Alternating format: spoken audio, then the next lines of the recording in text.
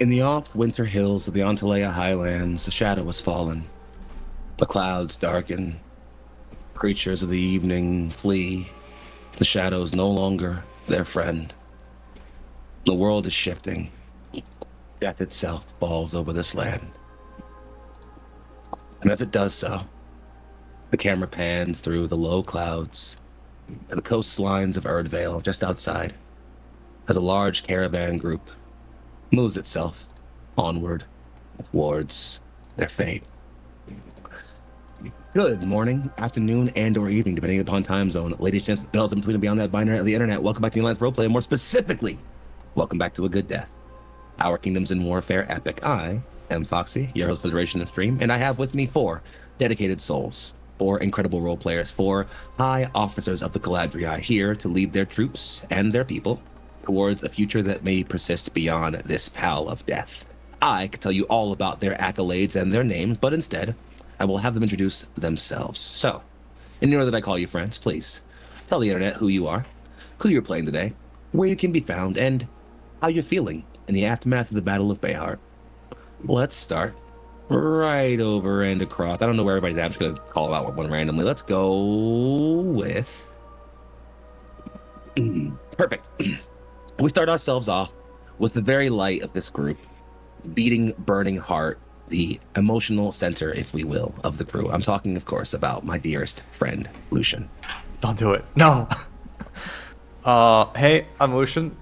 I'm playing George, and it's been so long, I already forgot what your question was. How you feeling in the aftermath of the Battle of Bayheart? Oh, George is still feeling pretty pumped up. I guess a lot of stuff happened. A lot of mixed feelings. He's still a little down about what happened with not being able to stop the retrieval of the sword. But also other things happened in the meantime, and yeah. Well, you can see that George's faith remains fervent even in dark times. Sliding across, and speaking of fervent, we turn next to the burning passion, the blood that pours through the veins of the Caladriai. I'm talking, of course, about the one and the only Skepsis Ree, also meaning Bailey. I'm I'm sad for Turk who keeps on getting pushed to the side. Hi, I'm Bailey, or Ree, and I play Calpurnia Bonachevsky. We've just finished a really big battle, but she's feeling okay about the fight. The thing that she's more upset about is the whole having to talk to the Baron, who she has a complicated history with. So yeah, looking forward to seeing how all of that plays out. All of you have to face a future ahead of you. It's a shame then that Calpurnia must also face her own past. That aside, and speaking as we continue the metaphor, of course, let us turn next to the wizened mind, the thought and process, the nerve system burning amongst the Caladriai's uniformed system. I'm, of course, talking about the one and only Nora Mel. Wow, I'm a brain. Hi, my name is Nora, and I am playing Granky today. I will be bringing you a delicious plate of elf wizard. I hope you like it. And you can find me anywhere you search Nora Meld. You'll find me on several websites. That being said, I'm feeling okay after that battle. I'm happy that we lost so few units, but I'm very sad that we have lost the sword, which is a very near and dear piece of history, and something that I was not expecting to have to deal with as a leader? Question mark?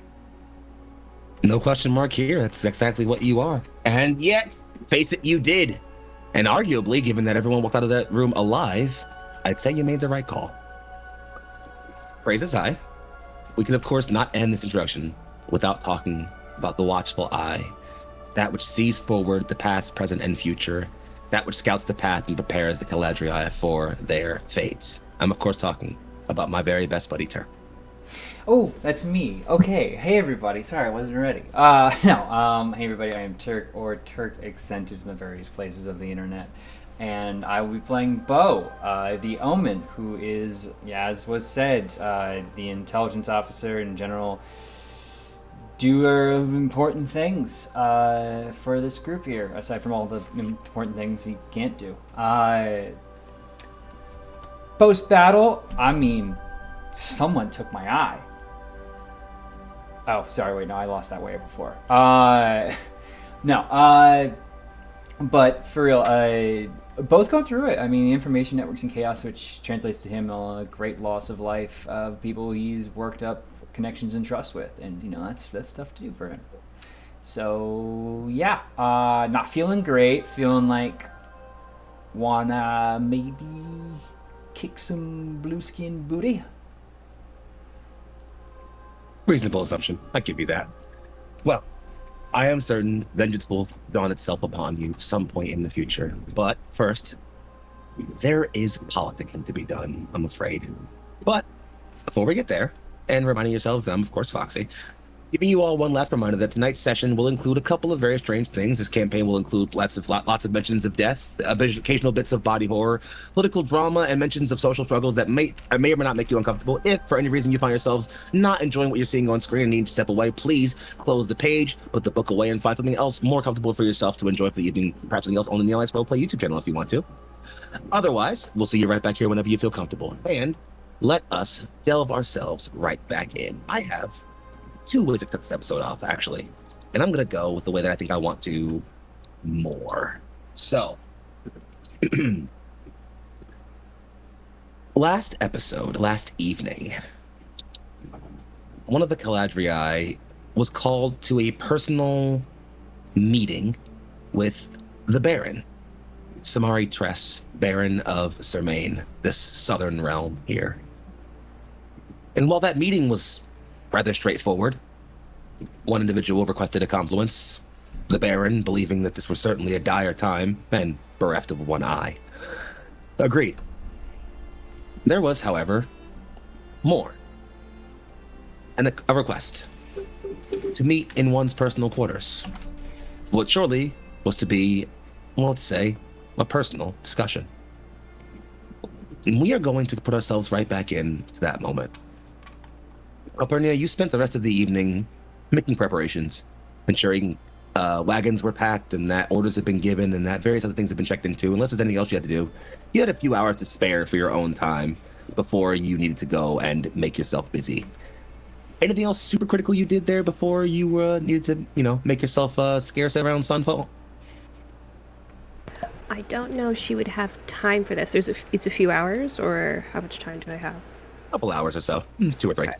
4, maybe tops. So something that Calpurnia thinks is very, very important is we just had a really big fight, a war battle, I guess. She is writing letters to all of the families whose, the soldiers, the sons and daughters and whatnot are from, like, who passed away, died during the battle. So she's writing notices of death to all of those families. I think it's something that she considers very, very important, because the worst thing that can happen when you die and disappear is that nobody knows what happened to you. Like, your family deserves to have that information. So she's painstakingly writing letters. Calpurnia, could you please, for me, roll me a diplomacy domain skill? This is not to get your letters out. They are going out regardless, obviously. This is more of something else. Don't worry about it. This can only benefit you. Nothing bad will come from a poor roll. I will inform you that ahead of time. No worries. So roll 20 plus my proficiency, because I have insight. Yes, so your proficiency is going to apply here. And also, it's also going to be +2 because your diplomacy skill is +2. Oh, okay, perfect. So that's a 15, I believe, because I don't add my proficiency. I just add our diplomacy proficiency, right? Well, do you have proficiency in insight? I do. Then yes, you add your proficiency bonus to this roll if you'd like. Yes. Okay. I would not like to. mean, That listen, is an 18. Hey, there are reasons not to for other things, but fair enough. With an 18, which is a great roll, by the way.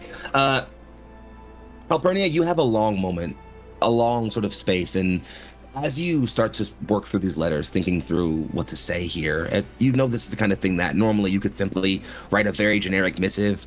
Your loved one was lost in our service. We've ensured proper burial, and they are somewhere safe. If there's anything you require from them, please contact us. You could make a very, very simple generic message to have printed out and sent out to all of their families.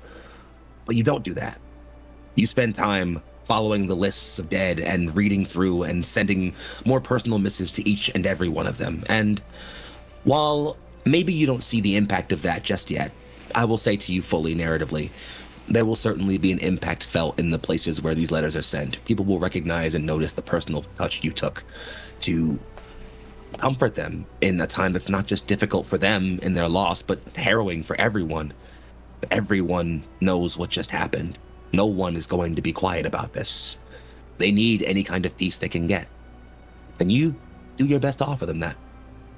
Yeah, I think Anything also else? potentially, well, a lot of the people whose family members potentially died, if they're far, far, far off, this might be one of the first bits of communication they get in regards to what's happened at Bayheart. So Absolutely. probably important to give them information. So Fully. Absolutely.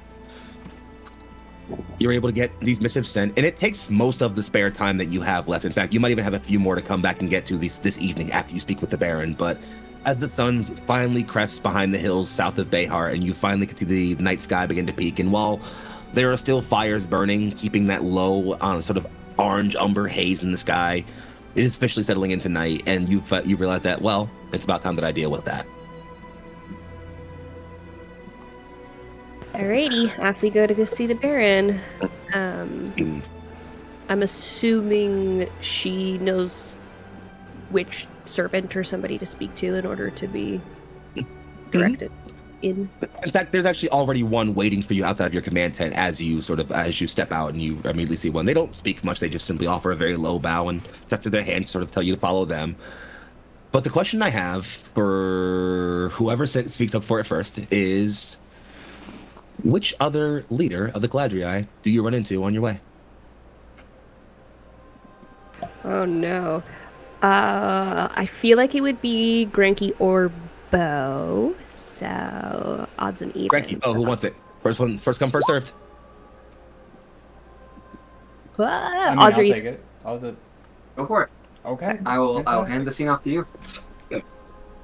Bo, you are just getting back from your burial with the scouts and skirmishers whom you lost. There is still a somber mood in the air, and the smell of grave ash is still heavy in your nose. And as you are stepping back towards your command quarters, you notice a Sermaine servant moving their arm and gesturing Calpurnia out of the command tent. And as you approach, the scene is yours, my loves. Are you already planning on running off, huh? I have some important business with the Baron before the Confluence. Oh, is that what you call it these days?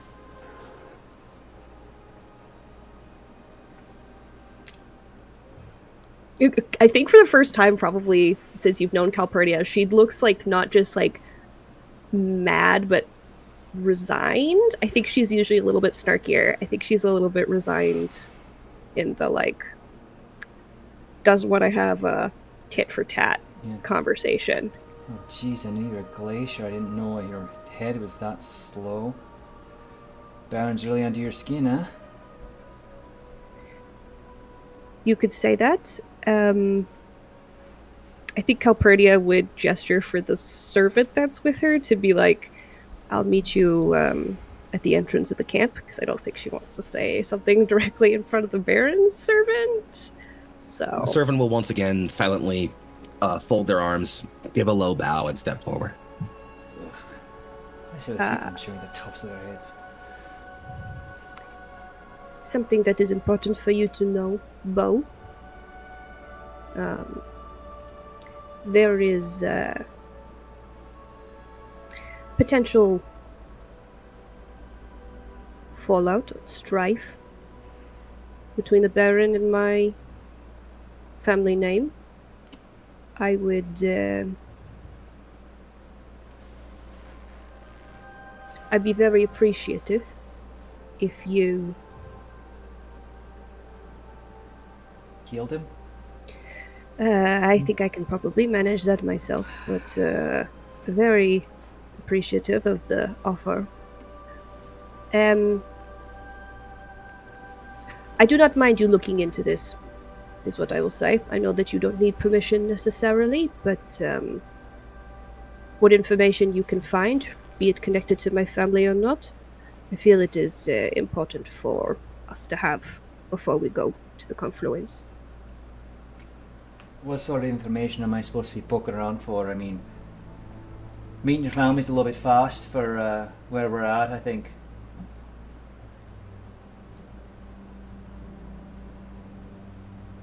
Your cleverness is always appreciated, of course. I think it is important to recognize that the Baron's ascension to the position that he is in was very recent and very quick, and I am not sure under what circumstances that has happened exactly. And I think it is important that I need to confirm my own suspicions, but I believe it is very likely that depending on how the Baron wants to take the information, he has a successor that he does not want potentially to exist. Isn't there enough dead people? Your fancy pantsies and your bigger dresses can't help but hide more corpses while we're already counting them. It's the opposite, actually, but Well, you're gonna tell them to piss off, certainly.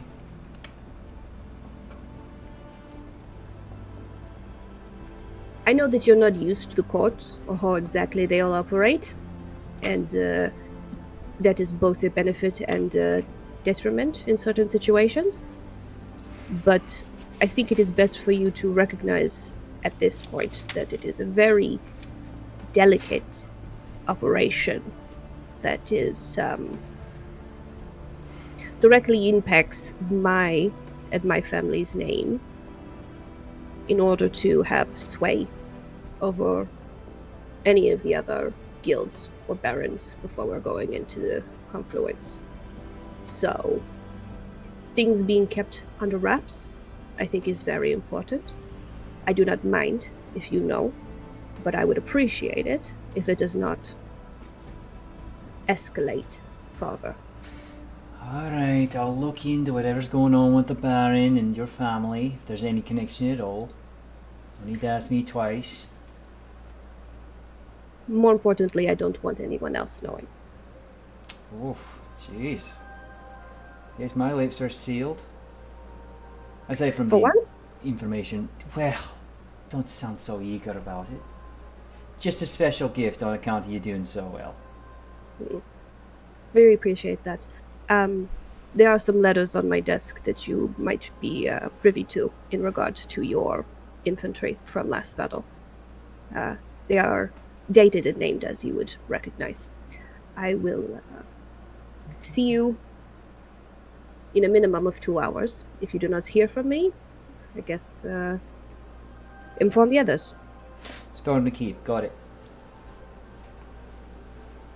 Alright, I think Calpurnia will leave. She has a very hard time talking to Bo, I think. So Not a problem at all. Calpurnia, you step away. The servant meets you at the sort of front and begins to sort of step you through the town, which is, again, parts of it still burning and under repair from the battle. Not much of it, though, as you all were pretty successful at keeping most of the undead from breaking through the city gates or breaking past the outer walls. But as you are moved through, I want to get some very brief command tent flybys for Granky and for Martin.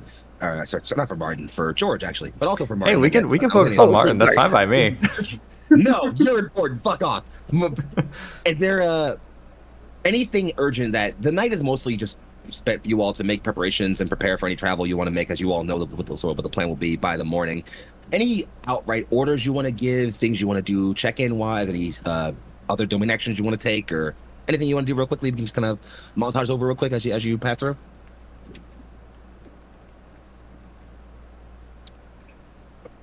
Nora, I think you're muted. Am I muted? Nope, no, you're not. Okay. I opened my mouth and made no noise. That's why I was third. Sorry. Thought process. I can't immediately think off the top of my head anything other than Granky doing the usual like evening rituals. Usually once a battle's over, it's very much like rituals and habits are very important, because otherwise doesn't know what to do with themselves, just kind of like gets into auto mode to start like processing what's happened, kind of thing. I think you just see it looks on the outside like just doing chores. Absolutely. Granky, you're kind of silently moving about the camp at various places, checking in with various stations and moving through various rituals and personages. Most of your direct subordinates are very, very used to this, so you are easily having several attendants who are moving through, gathering materials, preparing ritual areas, establishing zones of quiet, doing whatever they need to make sure that you are properly prepared to best move through your ceremonies as you need to. And various other tasks like, getting lists of how much ammunition was spent and or what armor needs to be replaced and things like that. You have menials who will handle all of those reports and have them sort of like able to be reviewed for you by the morning once you're aware. So you can spend your night just focusing on your rituals and your preparations and your rest as you need to. George, anything for you or your best buddy? Yeah, so at this point, George is probably, after a brief conversation with Martin, has Martin assisting with burial rites for the people that fell in combat to ensure no undeath occurs. On the other hand, George is helping with any civilian casualties. And there are some to be dealt with, certainly, George. There are, while, again, your soldiers, all of your soldiers fought admirably and much damage was rented to the city, there are unfortunately still casualties to count. Some shopkeepers, a few town guard, some amongst the militia who stood at the rear guard to keep you all safe. They're lesser than they certainly could have been, but that doesn't make it any less easy to deal with. And so, while there are grave tenders, people who deal with, burying bodies in places like this, they aren't necessarily looking to outright do proper burials. And so with you and Martin intervening, Martin sort of militarily and you more civilian wise, you're able to easily step up and intervene with those soldiers and sort of establish more proper burials. You know that for large groups of dead, the best way to go about this is probably just burning, honestly. You could take the time to prepare proper burials of a variety of different cultural events for any one of them, but spending time to find out the cultural preferences, religious preferences, and personal faiths of individuals might be fine when there are 6, maybe 10 people dead. When there are triple digits, maybe that's not as easy to do individually. And so there might be shortcuts you have to take, and that's an unfortunate reality, but your interference certainly does ensure that you can almost be certain that no one here will rise in undeath, at least not for a very, very long while. Okay.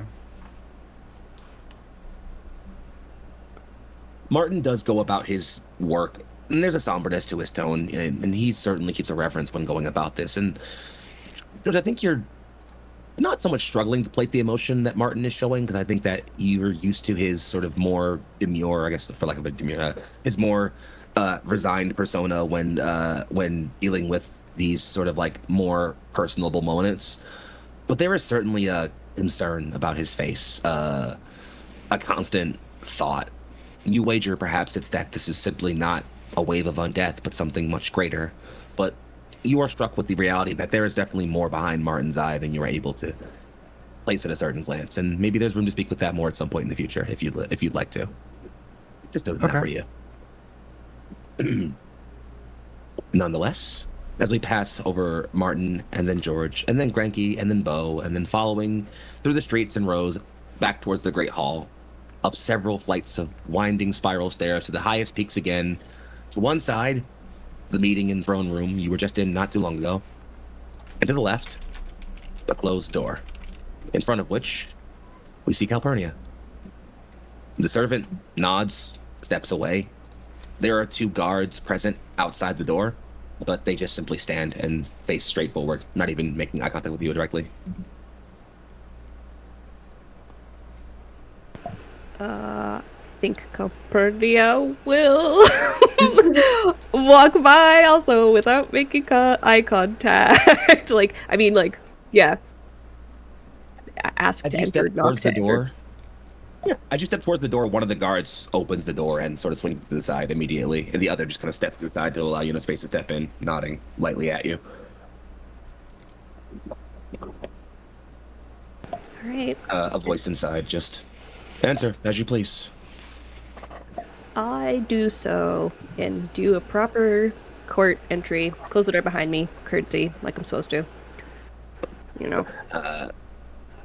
In front of you, as you rise up from your curtsy, there is the Baron. Samari Tress is facing what looks to be a vanity of some kind away from the main sort of cutout of the room. There is a large sort of mirror in front of him, which you can see he is currently facing, sitting on a desk or a sort of chair of some kind. He is, I guess, bare from the waist up. There is no shirt on him or anything like that. You can see he's currently working on bandages, however. He is bandaging cuts and injuries from the day's work. So a reason. Apologies. Good. Apologies. The medics at the city were working with more important civilian casualties. I can handle my own wounds. Of course. Calpurnia internally is just like, didn't ask, doesn't want to know. Is very much just like, I'm gonna ignore that. I think Calpurnia has changed her dress since the last time she spoke to the Baron, because that was what she was wearing in battle. So she looks a little more kept, but still formal. You asked to speak to me. Certainly. And he turns. Given the way you can't seem to stop looking like you want to put a knife through my throat every time you look at me, we figured we should talk about it, and not amongst company. I'm willing to talk. I will make sure it's known that this is more or less how I look at everybody, so don't take it too personally. It's funny. She said that too.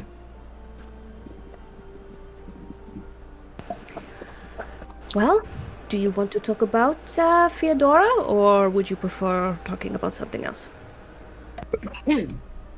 Well, I would assume Theodora is the reason for said murderous glare, so why waste time?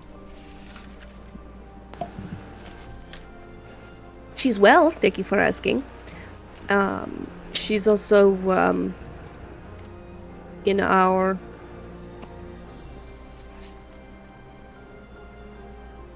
not in our family home, as you are probably aware, that we are no longer residing at the manor in the highlands for fiscal and honor-bound reasons. I am aware of the blight that has befallen your family. Unfortunate tidings, certainly. It does not bring me any joy to hear.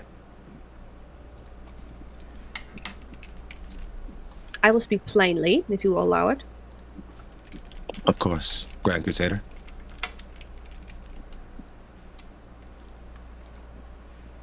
Before I put all of my anger into this conversation, I would like to know how much you know of what happened with Theodora after we left the Grand Court.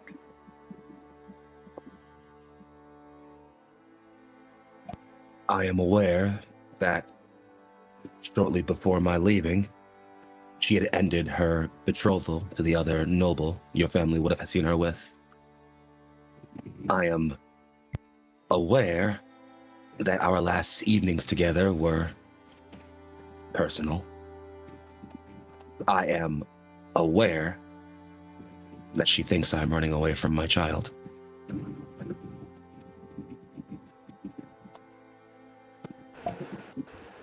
We are all under this assumption. Is your intention otherwise?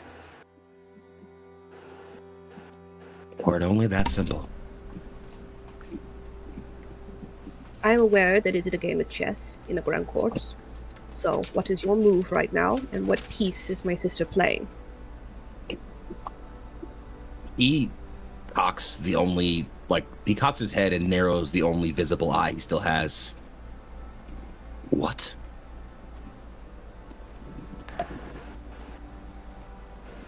There has been a lot of assumption on your intention of what is happening in this situation, whether you are going to recognize this child or my sister, or if you will restore her honor. I have been heir for a month, Calpurnia. I have barely had the time to establish my court presence. I do not know half of my advisors. I barely have passed a policy. So very many things have changed in so little time, and you understand none of them. Oh, I do not understand the fact that a child can die without proper rearing, or that a family can be completely dishonored, fall from grace, to a point where I am working as part of the Caladriai, and though it is honorable work, I do not believe that it is of someone of my status, or at least the status that my family used to hold, because I know for a fact that it is considered beneath most nobles to be working And within a chasing guild. me down like some kind of common bounty hunter isn't beneath you.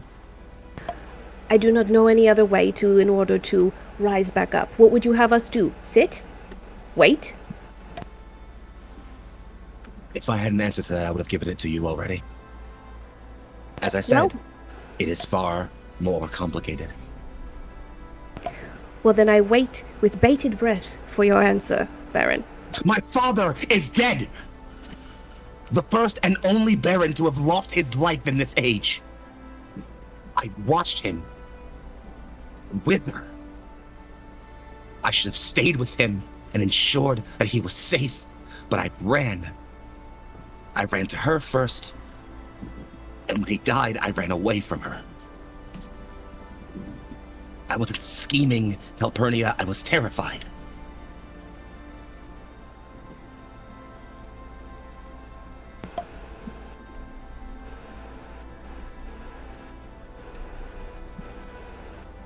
I do not wish to jeopardize my family any further.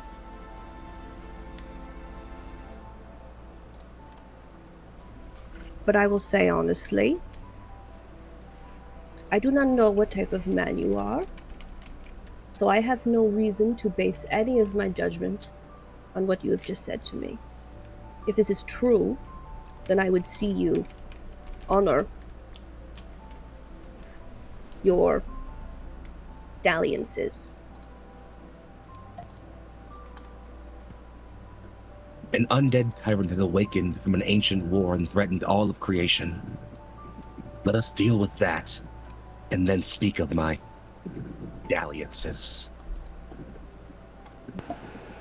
Of course. Why don't you send me a formal invitation to your quarters again when you have come up with a decision? And I will see you at the Confluence. She stares at you for a long, hard moment. Eye narrowing hard at you. Before he smirks. He's the making of a baron in you.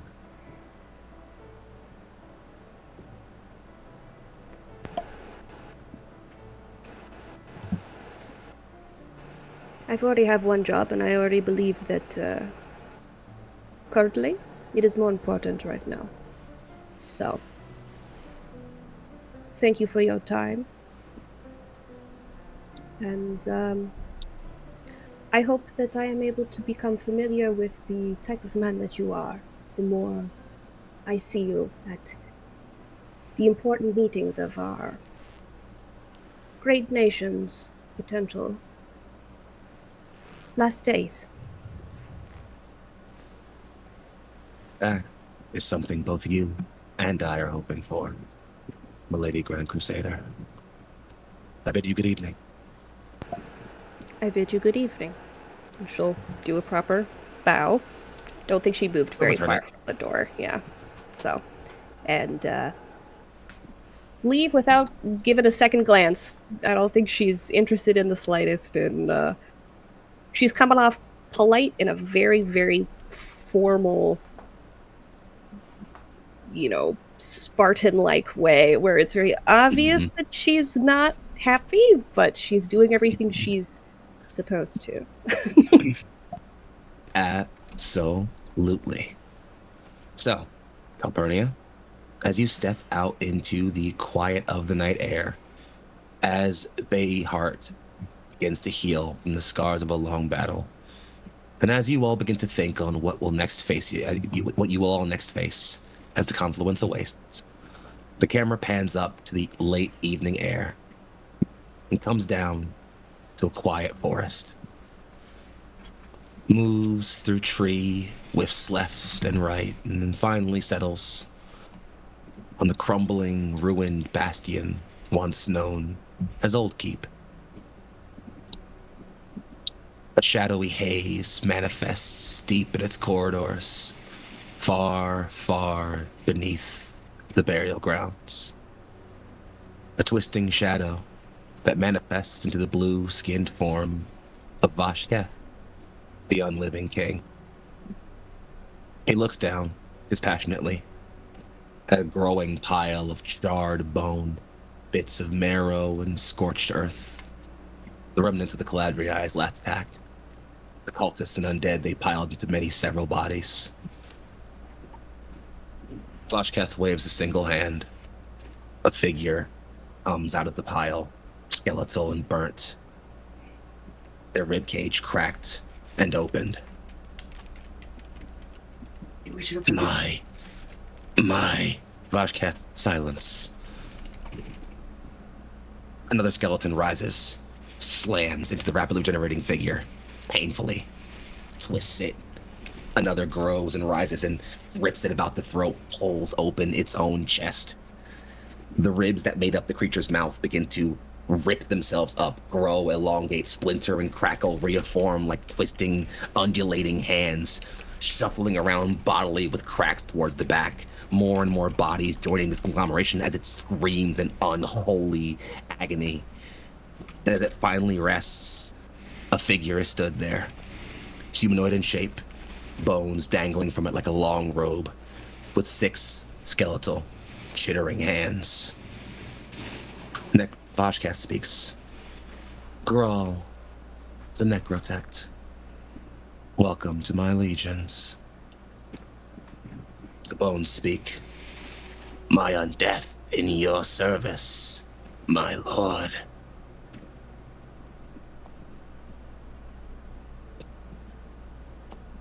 And with a low, slow fade, the camera pans again away from that moment as the Black Crown gains its second officer. Back over with you guys, though. The morning passes without too much trouble. And you are able to find yourself, we're going to cut ourselves through about midday. You woke just around the crack of dawn as the sun began to peak over the high hills and didn't waste a lot of time before getting yourselves out on the road. Given the nature of where things are, a lot of those roads are barren. There are not many people on them, at least not traveling them. There are plenty on either side. Refugees, survivors, pilgrims, beggars, hoping to find loved ones or spare change or a meal or passage to the next town. But even that is scarce. In fact, all of Antalea seems to be stale, quiet. Nonetheless, the sun still shines, trees still whisper in the winter wind, and you all still slowly with a long caravan of wagons, steeds, and if you want, even your own personal steeds of some kind. Why not? Your officers, you can have mounts if you'd like. I mean, one of you literally went to battle with the cavalry. Makes sense. Nonetheless, as you were all traveling and moving, this is sort of we'll say it's going to be a few days travel towards Erdvale. And we're going to kind of montage ourselves through that. Obviously, we're not going to sort of stick in this one too much as you need to. But I'm going to kind of open things up to you guys here. And we can pass through what scenes we need to as feels appropriate. If you guys want to take any domain actions here, do any individual RP, do any check-ins, anything you feel is appropriate here, anything you want to do here, now is a great time for me to open this up to you guys. Tell me what you want to do, and I'll tell you what to roll for, and we'll RP as we need to, friends. As the camera pans back down over your long, low caravan, and then settles towards not the absolute front of it, as there's usually a sort of small scout contingent up at the front, but just behind that sort of vanguard contingent, the four of you are, well, walking, riding, however you feel appropriate to describe. What would you like to do? And of course, feel free to describe how you look in this moment if you want. I am so interested in some information that Bo might have against the people that we're gonna go meet. So we can make the best of the time that we're there. Mm-hmm. Come on, Espionage King. Having thoughts as hearing this, but Bo is going to be situated on carriage. He probably has a small variety of wild stallions and other horses he's kind of just brought in from being out and about. It's one of his little bits of pride is that he can occasionally come in with a new horse to add to their numbers or something. Nothing too grandiose, but just other than that. But he is kind of just bumped up in his jacket with an extra coat over it. He's, if anyone in his unit asks, it's not that he doesn't like the cold. He's fine in it, but he just enjoys being extra bundled up when he has the chance and when he's working. And he's going to be sitting on his butt on a cold wooden thing. He's going to be comfy, damn it. But yeah, if I could take the first step here, maybe make like an espionage check, or I guess what would be best here to learn more about the people we're going, because it's not quite an enemy domain here, Sure. but I would say if you're trying to, what's your goal here on what you're trying to learn here? Is this a generalized information about them? Is this a how they're handling things post the invasion of the undead? Is there a what are you looking for information wise here, bud? In particular for the Confluence, I want to know who's showing up from where, like, who are we even going to be dealing with? Because obviously there's a lot of free guilds and barons and folks like that, and Absolutely, it's very interested in seeing who's actually showing up. In that case, Bo, I'll give you the choice here. If you're looking for just like generalized info on now that a Confluence has been called, what's the rumor mill saying who's going to be there, that's operations or lore. I'll allow either one. If you're looking for, hey, I want to get some whispers on who do we confirm is moving on their way there, then in that case, I will allow espionage for that one. I'm also gonna, while you make that choice, I'm gonna briefly retcon. This is not the exact day after you all left Bayheart. This is the next day. So just to make move time a little bit further. So we're 2 days into the travel now, just for the sake of keeping it moving a little bit. Forgive me for that brief retcon. No, you're all good. So yeah, I definitely want to make this an espionage roll here. So that'll be a D20 plus my proficiency. Mm-hmm. Plus your domain's espionage bonus, which I think minus is -1. Ooh. No, is it -1 or +1? -1. Oh no, we brought it up to +1. Did we? Yeah, oh, we did. Sorry. So. Yeah, it's +1 now. Okay, yeah. sorry. I again, eye patch. My color perception was a little off, but yes, we have a +1. Okay. You good? So it's I know gonna that be I've got dark mode on my thing, and I always have to turn it off whenever I'm using this because it can't see the yellow. Mhm. All right, let's do D20 plus 4. Come on, give me a better roll than last time. 22. Beautiful. buddy. There it Good is. number. I'm Well, so curious to know we get a some scene- good rumors. Bo, we get a scene of you sort of stepping forward and riding with checking in on some of your scouts as some of them kind of crest. One is riding a normal horse. The other is actually riding looks to be kind of like a younger ram, almost a bit more a sprightly young ram that's kind of like hopping around some rocks. The ram sort of rider kind of hops around and just, oh man, couple bits of news. Well, pretty bucked in it as far as we know. If you're asking what barons are showing up, it's all of them, funnily enough. Wouldn't make sense to do anything else. Seems like this thing hit everybody. Everybody's scared. Everybody's showing up. As far as free guilds, though, well, that's where it gets complicated. One of my guys caught a church group moving too far. Looked important. Had a big censer going on, big casket. Seemed like a whoever it was it must have been somebody pretty important. All ceremonial like. Outside of that, well, some people say they caught some of Shawnee's Blackguard guys moving out from Antalea and heading down south. Could mean they're coming to the Confluence. Could mean they're just looking for some work post invasion. Not quite sure just yet. The Order of Secrets is anybody's guess. Those guys don't move around in the open very much, but there are some people saying they think they might just show up. There's also, you see him kind of hesitate for a brief bit and kind of shake their head for a little. Go on, spit it out. And then the other one says, we think Jack might show up, and Bo, you know exactly who Jack is. Oh, wow. Making it all the way down from the mountains, eh? Surprised they aren't just sitting up there. Like we said. I'd never learned how to climb. I mean, I wager if we hadn't called this Confluence, they might have, but it's like we said. Everybody's scared. Jack isn't scared. Jack just wants to know how he can make money off this. Well, either way, they'll be there, so let's hope things go well. Great. Always looking forward to that conversation. I was going to talk all nice and sweet to all these nobles. Alright, keep the roads clear. We want to give our folks as much rest as possible, because I guarantee you as soon as this whole business and talk is over, we'll be doing something nasty work. As you will it, Omen.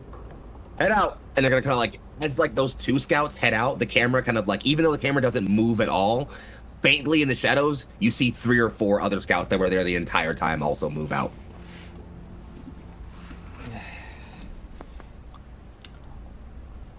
I'll ride back.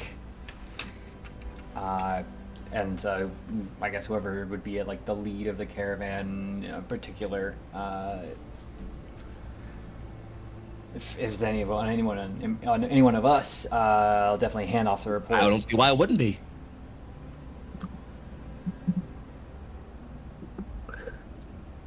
Come on, who wants it? Don't be too generous here. I feel like Granky is the best person wanna to say take it. Granky. Whether Granky's the person who's there, it's up to Granky. I mean, I'll do that. Yeah. I'm just having too much fun watching everybody else roleplay. Nah. Nora just. No, it's more like yeah, all of the lore. Excellent. And that's how I'm feeling right now, and I wrote the fucking lore. Okay. Yeah, I guess I'm probably traveling. I think I usually try to find myself more with the the laborers and workers. So if there's a band of them kind of up near the front of the caravan, I think that's probably where I would end up. Yeah, they were the first who packed up some of although your main baggage train does still keep with the further back units, as the command echelon, you guys are usually packed up first, unless you have a personal sort of accoutrement of laborers and sort of and menials and secondaries who would sort of pack up your you guys' command to sort of carry your baggage train directly with you ahead of the main baggage train, so you can easily be with them.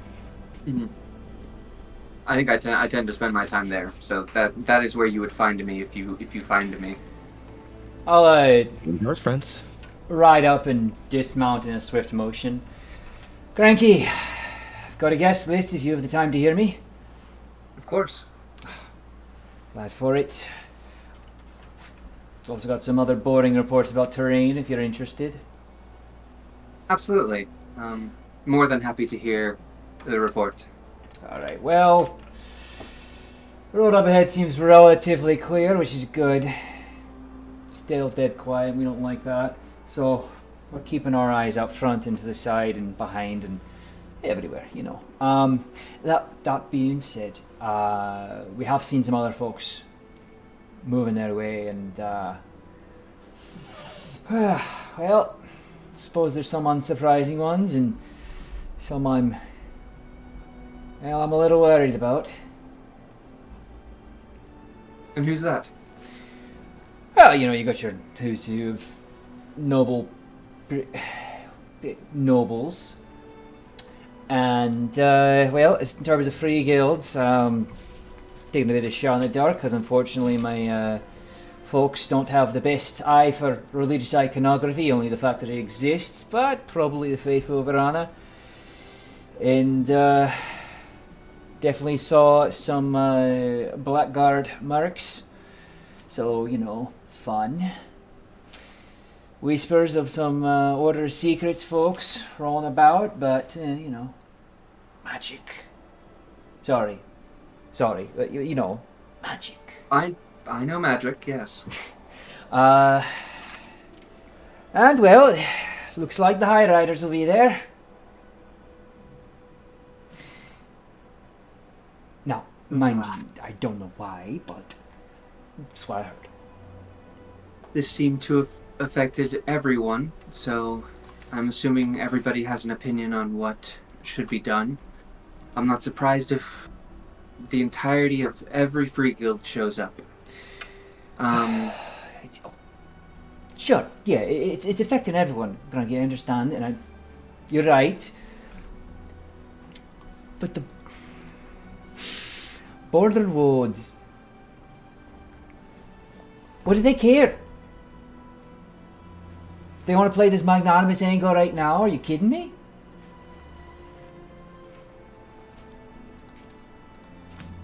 Intentions are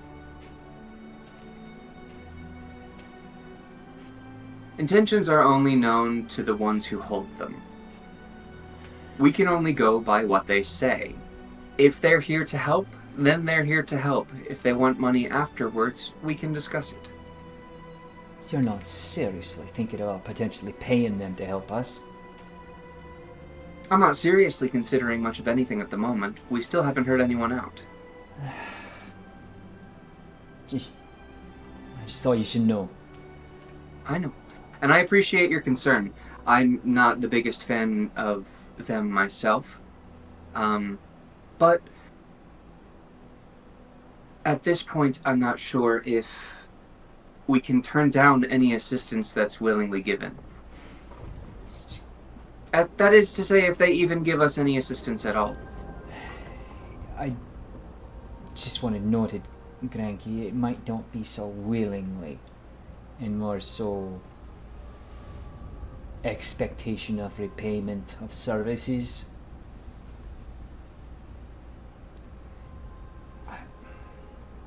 I don't know if I should be the one dealing with them directly. I mean, I know they're damn good at what they do, but I don't think I should be talking with them if we want that to be a long conversation.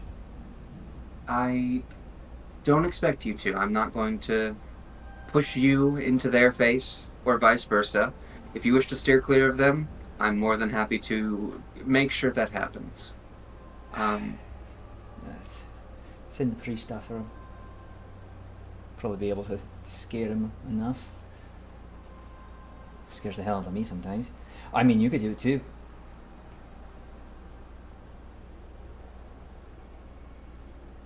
I'm going to keep my options open. I'm more than willing to go with George to go and speak with them. And if worse comes to worse, we just won't work together. I mean, sure, George is an option. I was talking more about Martin. Oh, yes.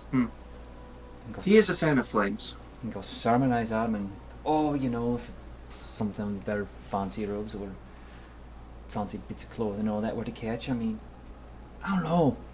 You're good at this though. You're good at the whole history of everything, and it's dangerous to let this. I don't know if they listen to you, but they should. I appreciate your confidence in me, and I will be sure to do my best to All right. keep things in a positive. All right. I trust you. I'll do whatever you need me to do. Just. And I trust you to do what you feel is right. If you don't want me to speak to them, I won't speak to them. But if you do want me to speak to them, and I'm not above fire. You know this. All right. Well, I'll see if I can't spill some liquor on their boots or something. Give you a little boost. Much appreciated. Okay. Well, got some other reports to look into, and I'll probably gotta remind my own folk to take a halfway decent shower. I'm sorry. I would recommend a show. Oh, did we lose? Oh, it just came off. Okay. I would recommend. We have been finding some fantastic flowers. They may make for a good after bath perfume. Perfume. A good smell is a good health. What are you gonna turn me into, Frankie? I'm a germaphobe. Don't stink, or I'll think you're gonna kill me from your smell I'll alone. light you on fire. The miasma is the worst possible thing. It's true. You don't understand. If you smell bad, you're sick. That's how that works. Right. Sorry. Poor Jeremy, No. Mary's friend. I got you, Cranky. Well, you know, I gotta go right up front. You know, keep eyes out and send a few more messages about. Sorry for keeping you, but I'm more than happy to speak with you whenever you wish. well, thanks, Cranky. And I'll take off. I can't get over how much Bo seems like just a little kid when he talks to Cranky. No one else, just Cranky. Seems like a little kid. I love it. I love he's my favorite. So, as we let our vested boy run off to go check on his scouts, officers, any other domain actions we wish to double check in on? Any things we wish to make sure we get taken care of?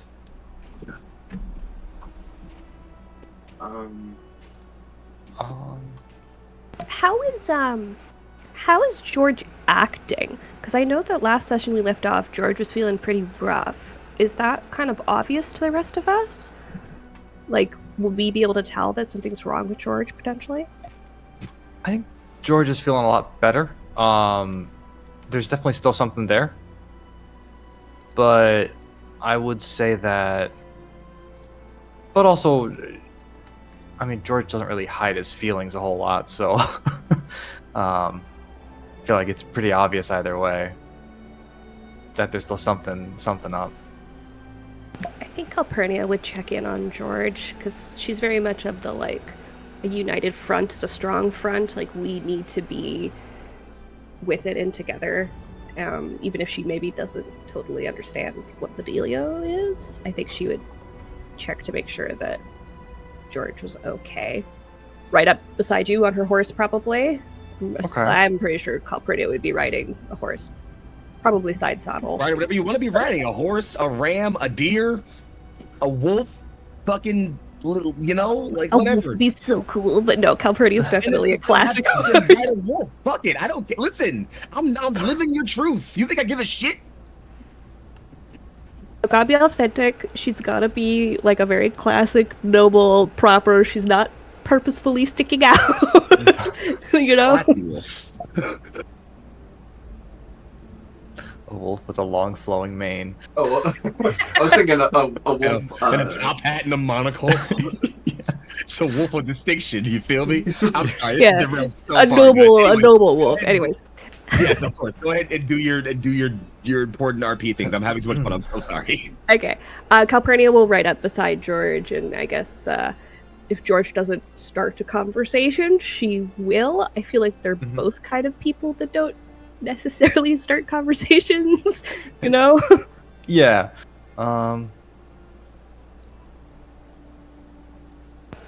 So Calpurnia will start the conversation if George doesn't.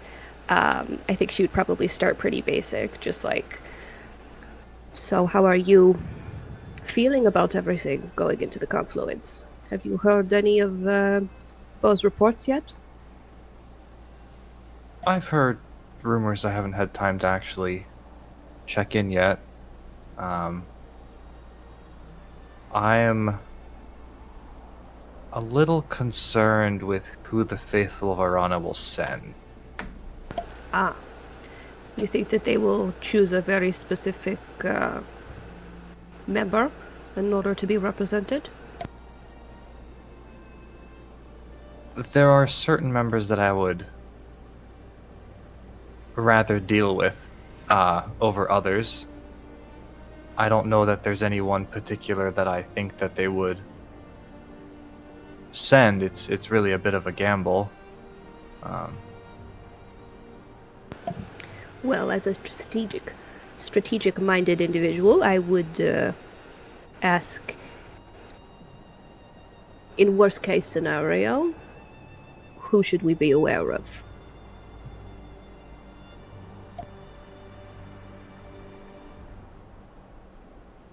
Worst case scenario, it's not even worth talking to them.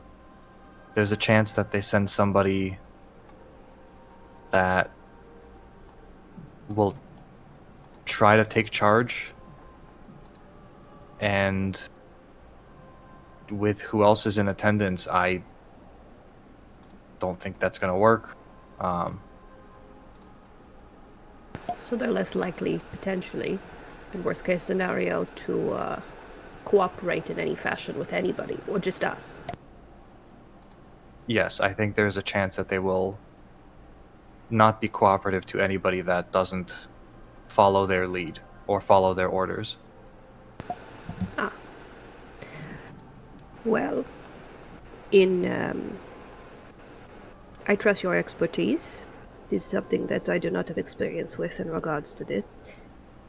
I would ask, is this weighing on you heavily currently? You seem less regal than usual. Regal. I don't... Certainly the events of the past few days have been a lot. I haven't questioned my faith so much since the day I left. But there are things to be done, and that will just have to wait, I think. I do not mean to pry, but is there anything about your departure from the faithful of the Arana that would be pertinent to our meeting at the Confluence? I think no matter what, it is best that I face that. There are certain aspects of my departure that, while not a secret, I would rather not discuss at the moment. I can respect that. The only thing I can leave you with as a reminder is you and I are both the front line in most circumstances. When we are fighting one-on-one, And though I know that Bo has very commanding skills when we are in large-scale battle, I think he operates much stronger in the shadows. And I know that it is not Granky's purview. But as the two people who are mostly up front, I will have you remember that, be that at war or in the court, I will not leave you to flounder on your own. You can depend on all of us to be there if you do not want to be facing it by yourself. Of course. I appreciate that. It's been a long time since I've been alone. You know?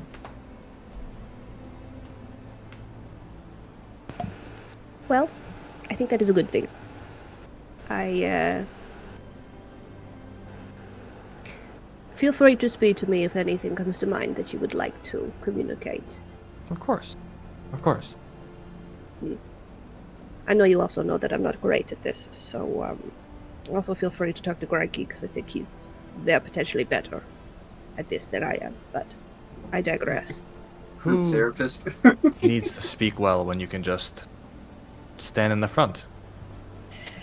Yes, I mean, you can say a lot by being an imposing figure rather than saying words. I know Exactly. that. Well, don't... When everybody stands behind you, nobody can read your expression. That's true. The only thing that I will caution you against is, Martin seems very concerned, so best maybe that you, figure out exactly where you're standing going into the Confluence, so if for nobody else, so that Martin feels secure. I will certainly speak with him. I feel like that's like a total lie. Calpurnia's just saying it in a sense to just be like, take care of you so you can take care of Martin, because I don't know if you're gonna take care of you, so... Anyways, I think Calpurnia will leave you at that. I don't think she wants to pry too much, so... Okay. Absolutely. We'll say Calpurnia. It's as you kind of are stepping away. This is another moment where we'll kind of briefly take a sort of like Luma wipe moment here as we need to. But I want to briefly offer you guys, because I want to make sure you guys are making them, any domain actions we want to be taking a look at right now, real quick. Anything just like, I want to recruit some troops. I want to do this thing. I want to just real rapid things. Anything you want to get out of there while we're at it? That fucking money. That money. Okay. All right. Okay. No. Okay. Valid. I got more espionage things I could quickly run through, and Okay. but So I'm wanna do seeing some lore some stuff. money increasings, some lore stuff. Okay. I would potentially... I think I would maybe want Bo's opinion on this. But I don't know if my situation would allow for some leveraging of funds.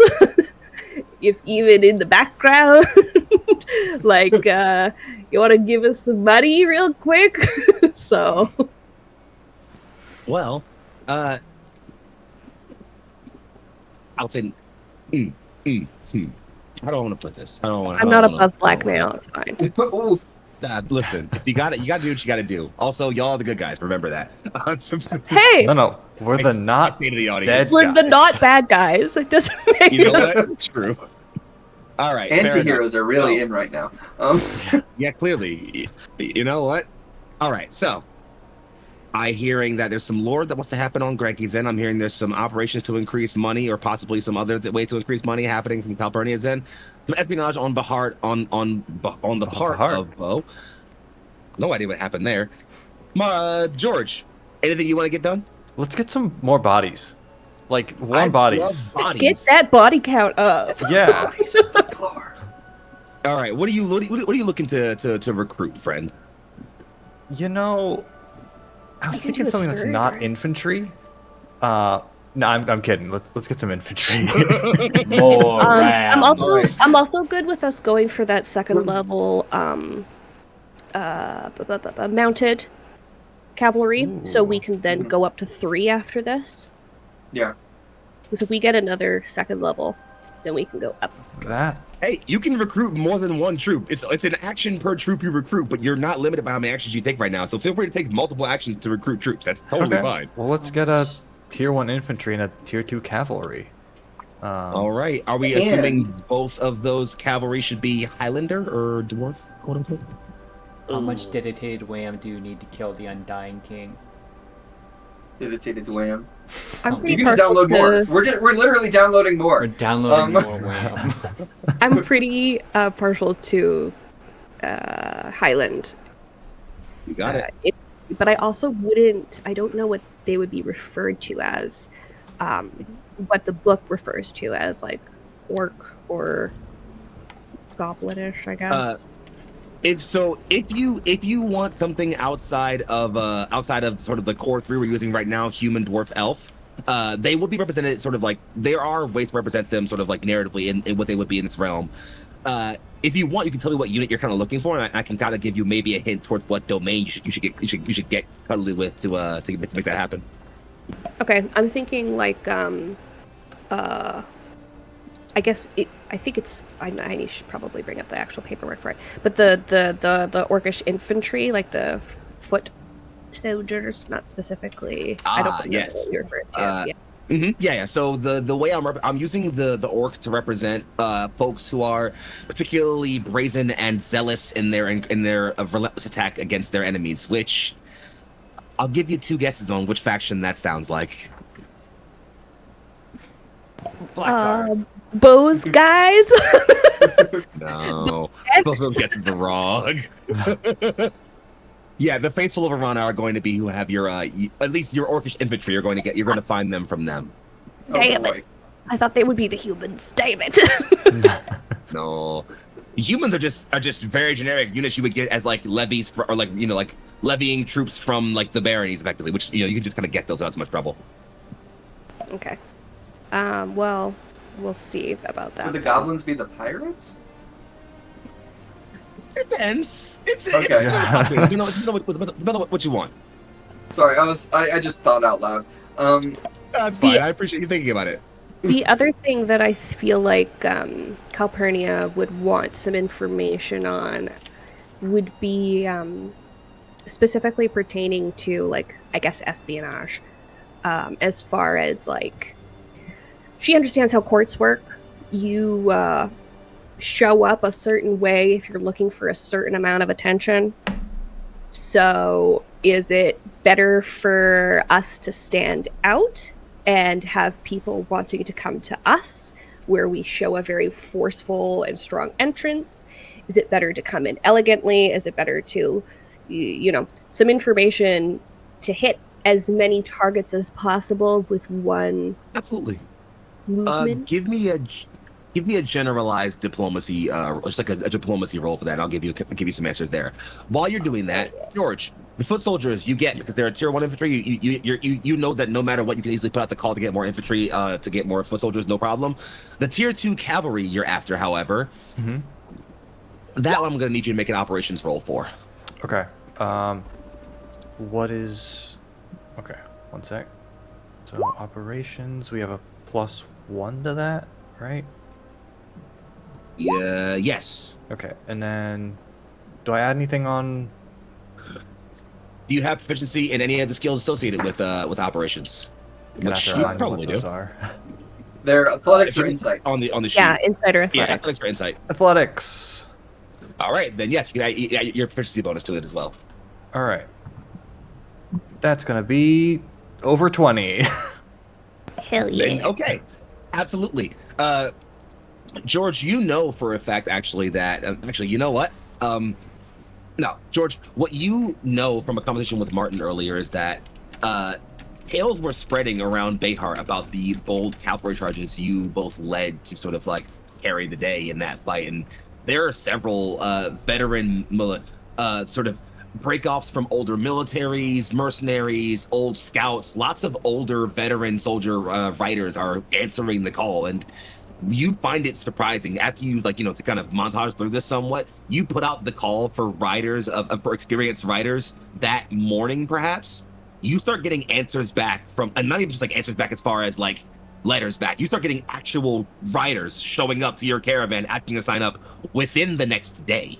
It's not that hard at all.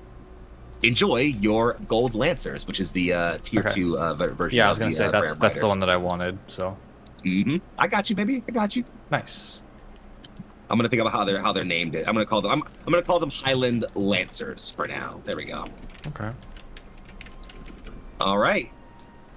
That's giving you guys a total of 3 infantry, a total of 3 cavalry, and a total of 2 archers. two archers. I Do we will wanna- give you guys a couple more domain actions. Anybody else you look? I know, Greggy, you wanted to do some lore stuff, so I'll come back to that in just a moment. Calpurnia, I see that's an 11 on your diplomacy roll, and so I will say this. No, it's fine. You'll still get some good info here. Don't worry about it. The Confluence is a thing that's only happened twice. The first time was when the baronies were formed in the aftermath of the Battle of Waycross. And second time was shortly after that, as they kind of all had to like settle some very, very basic like laws around how the barons operate and how they intermingle. A Confluence isn't just a meeting of powerful minds. It is a big declarated time where the land says we need to come together and figure out how we work this out.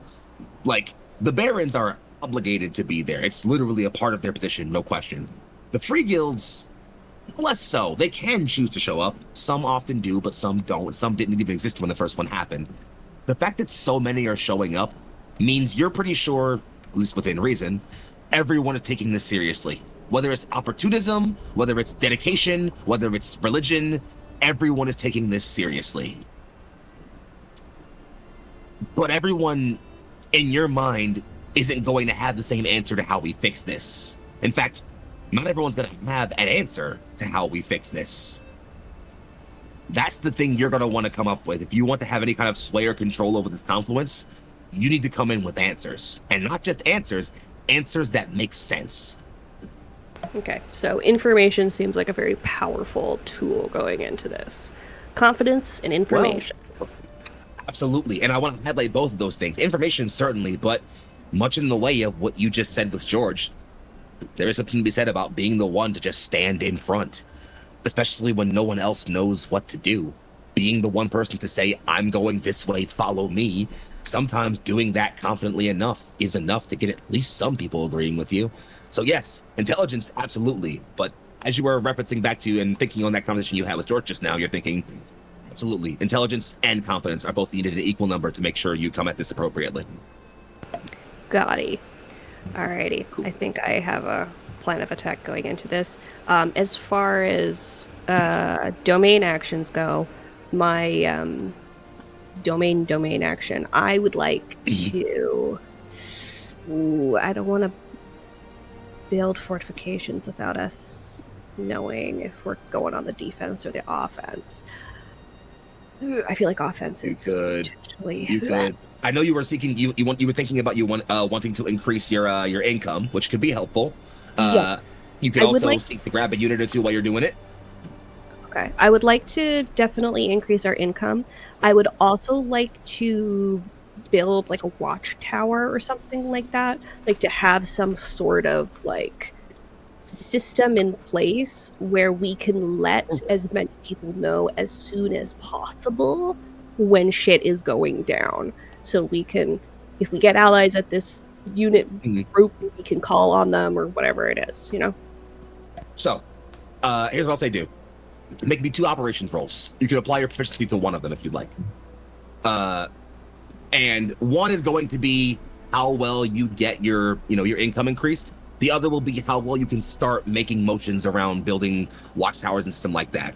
Building that system up entirely from the ground isn't really a thing that your group can do on its own in any reasonable time. But if you start laying the groundwork or at least planning that out and bring that plan to the Confluence and get some better support, easily, no problem. Okay, so I think I'll put my proficiency on the watchtower roll because that feels like something that I could bring to potentially sway people into it. Let's roll those dice. That's another 5 for 11. For 11 on the watchtowers. Okay, got it. Yeah, and then this one is, I guess, just straight for the Mm-hmm. Still going to income? be adding the +1 for operations. Okay. Oh my god, that's What? 3 5s in a row. You've got to stop rolling roll-20 dice. Get real dice. That's it. You're done. One more time. One more time. I have dice in Real front of dice. me. I need to see. Go for it. Okay, I rolled an 11 on my dice, so I'm not gonna roll these Okay, ones see, anymore. there it is. 'Cause screw this. There it is. Now we know. I'll go get my real ones. Pretty simple actions to take. These are pretty simple actions to take. So this is the DC isn't too high. What is the roll? Calpurnia. See that now that you scared them. Now they're using it. So Yeah. when it comes to building watchtowers, you know that's something that you can definitely start getting some artisans you have contracts with and people you have connections with to work on. But people are going to be worried about things like rebuilding and repair. And frankly, you still don't know how things are for the villages closer in the north. Things could be way worse than they were for places like Bayheart. It's certainly possible to start putting out whispers and seeing if you can start gathering the resources, material, and personnel you need to start putting that plan forward. So at least you're not walking up to the Confluence saying, here's my idea, I have nothing for it.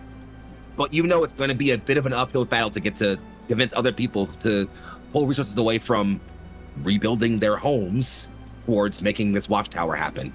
Not impossible, but it's going to require some elbow grease. Got it. On the other end, as far as increasing your money, that, thankfully, is not that hard to do. In fact, Bayheart kind of loves you all right now, frankly. There is a grand degree of praise and worship given to the people who led the defense, the saviors of Bayheart, the bastion of Bayheart, some of you are even being called. And so thus, it's not hard for... In fact, the funny thing is... Actually, okay, so Calpurnia, your income currently is 450 per session. By default, I'm going to buff that to 600. I'm also going to give you a choice here. As these letters you sent out, these personal missives you sent out to people, you're starting to realize that, well, there's a difference in the way people respond to you all. Like, as you pass through small towns or pass by pilgrims, you even see a few of them have missives in their hands, reading them. As you all pass by, they look at you and there are tears and sorrow, but there's resolution and acceptance and appreciation that you would offer them this small piece of solace in such trying and difficult times. The people are recognizing that you all aren't just undead cleaners. You all are your saviors. You're people who bring more to this land than just cleaning up the undead. And thus, it's not hard for several small businesses and individuals, and even some of the wealthier patrons of Bayheart, start offering donations and tithings and even personnel and manpower. I'm going to give you a choice here. Yeah. You can either take your income, so your income was going to go to 600 for next session. You can either make that go up to 750 for next session, or you can get 2 free units recruited, up to tier 2. Oh, the unit. We're going to pick people up off the street. Come join us. Well, then tell me, still keeping to the limit of the 3 core groupings we have there. Go ahead and tell me what 2 units you would like. And you can amongst your friends too. Also, keep in mind, recruiting a unit does not mean you have to command that unit. You can have your units be given to who else. I do think we need at least another infantry. I think we go 1 infantry, 1 artillery. Yeah, that sounds good to me.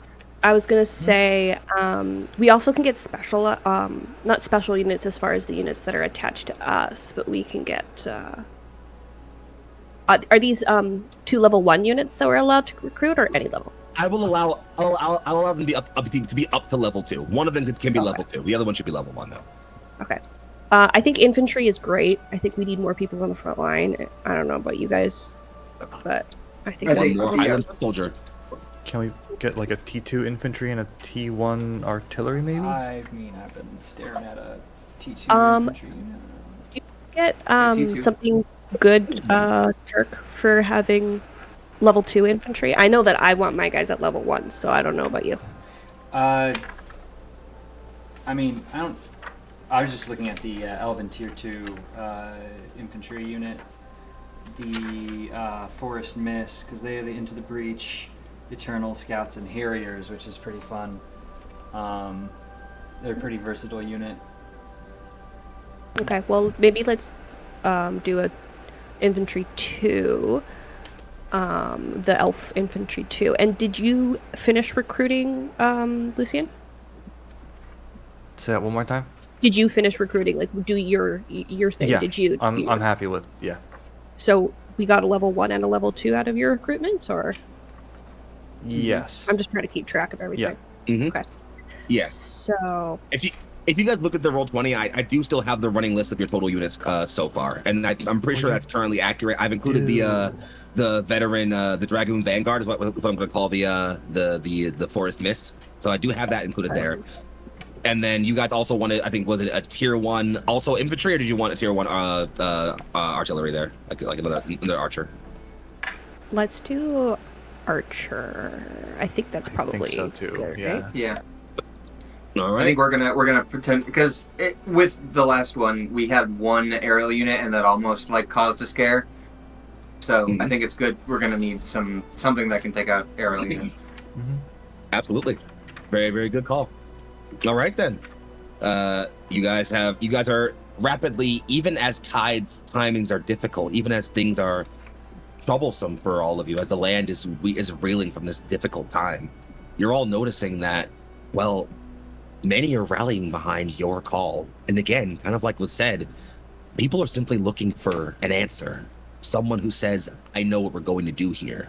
And for many people who are this scared, the fact that you're putting out the call for troops is enough for them to say they must have a plan. They're all going to want to hear what that plan is when the time comes, certainly. But you're finding it, strangely enough, in these horrible times, maybe easier than it's ever been for you all to pull in fresh recruits, actually, in this strange time. We'll finalize that last Luma wipe passing through as we move over. Granky, I didn't want to forget you or Bo. Bo, I know you want to do a bit more espionage, and Granky, you want to do some lore. What are we looking for here, friends? I wanted to get some answers on, learn about enemy domain, defenses, and especially in this kind of thing, like the lore actions specifically, so that we can come with answers, you know? Absolutely. Could you roll for me a lore check then, please? Sure. What I have, so it would be +5, correct? Because I have the +2 for, we have +2 for lore, and then we have the +3 from proficiency. Okay. That was a 19 plus 5. 24. 24. Tell me what I know. I will tell you plenty of things. Greggy, as you were considering and as you were taking in and as you were engaging in your rituals and meditating with fellow magically adept individuals amongst the Caladriai, in your waking dreams you notice several things. The shadow that lingers over this land is long and hard. It is heavy. It is disparate, however. Foshketh will first seek to gather his strength. That will likely mean, well, assembling an army of his own. And you assume a much larger one than the one that hit Bayheart or anywhere else around here. It will be larger, and it will be more concentrated, better trained, better focused. It will be an actual fight. It's almost as if the War of Bones has come again in miniature scale. However, there is some kind of trepidation you can't sort of fully get through. And that's, well, what is he after? Why? Is this just Urgal Part 2? Or is he simply trying to recreate what his father attempted? And that seems, for lack of a better term, simplistic. That seems too easy, almost. There's more to that answer. What Voshketh wants is uncertain. You still don't have a solid answer to that. But what you are certain of, what you know absolutely has to be a factor, is that if he wanted to just wipe all of you out, why would the armies at Bayheart turn back? If he wanted you all dead, why not just sweep over you all immediately? If his plan was truly to wipe out anything in his way, why not kill you all inside the Great Hall? There's more to whatever he wants than just slaughtering everyone.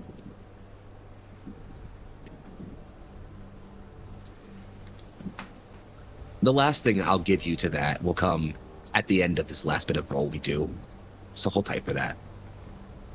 Well, Hi. what do you want?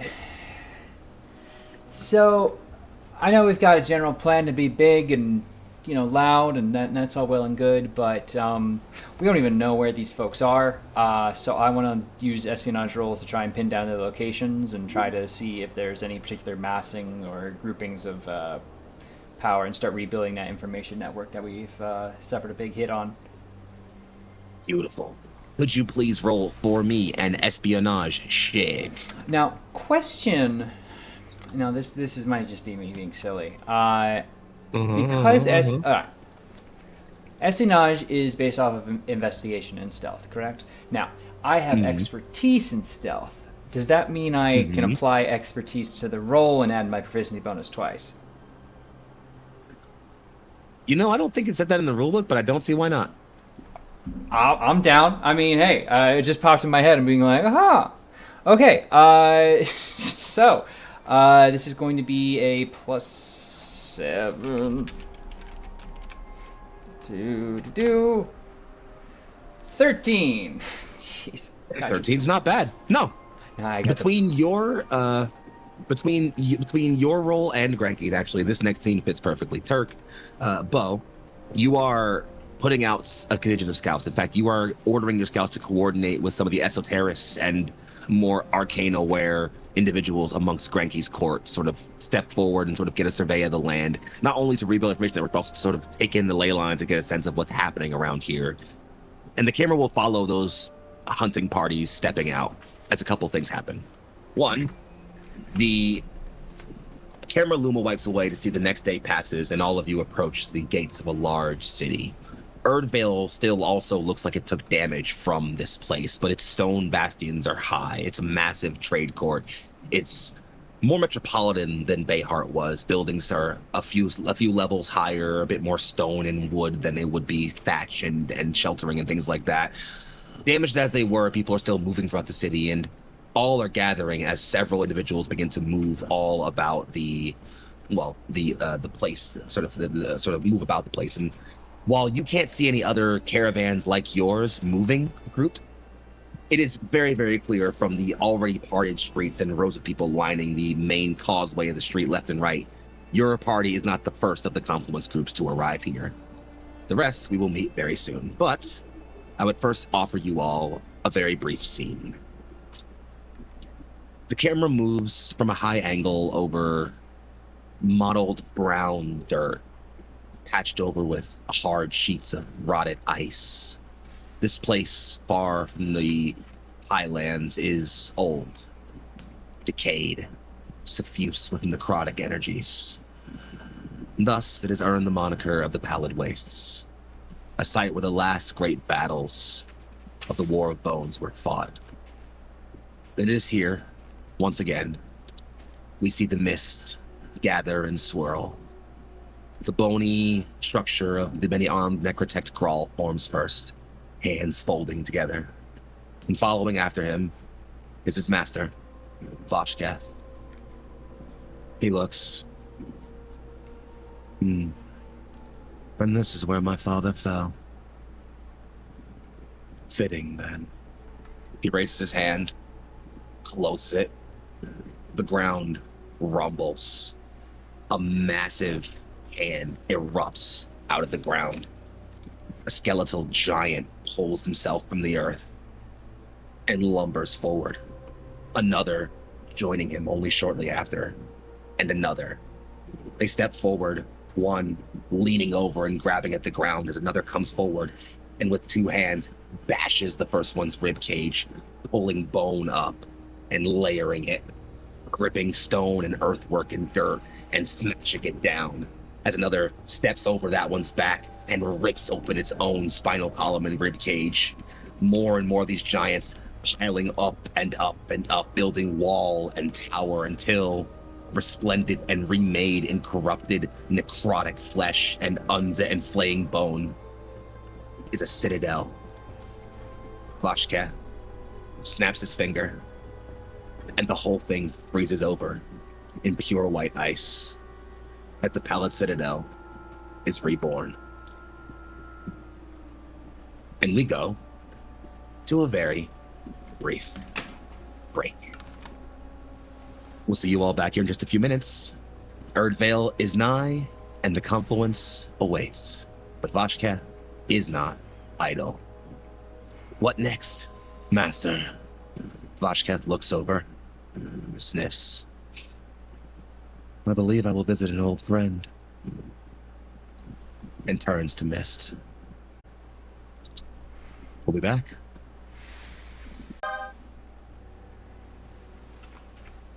We begin at the outside of the pallid citadel, newly erected, shining once again in unholy fervor. At its gates, Vashkath stands, bored, looking forward.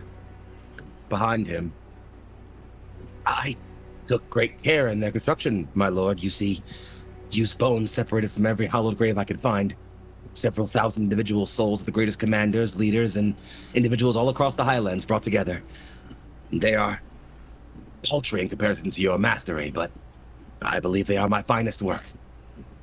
I give you, and as sort of Girl leans backward, there are 4 pale-faced soldiers with skeletal images and armor standing there. Torm, Volus, Avala, and Shendri, the grave captains. Vashkath spares a glance, says nothing, looks forward.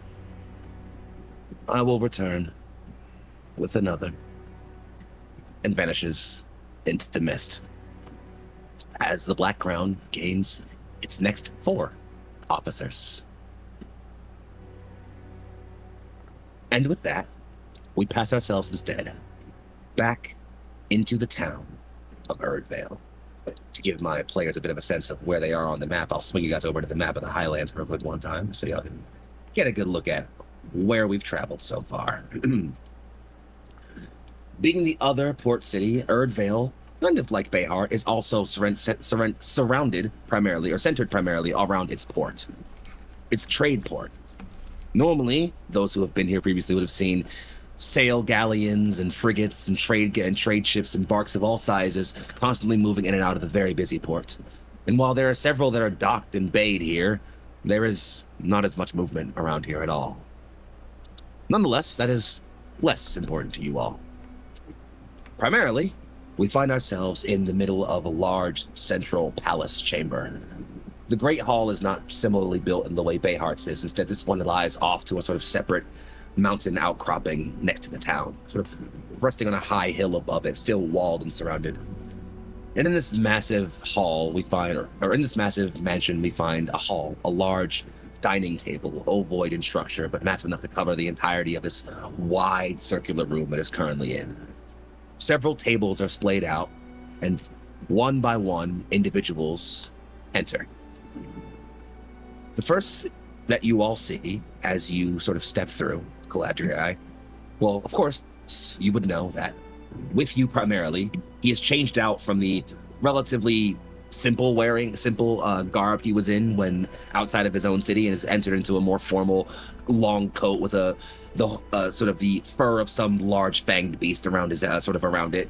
You all are accompanied, of course, by Baron Simari Tress of Sermain, who enters, a new eye patch applied and his wound seeming to only slightly heal, and nodding to you all and entering.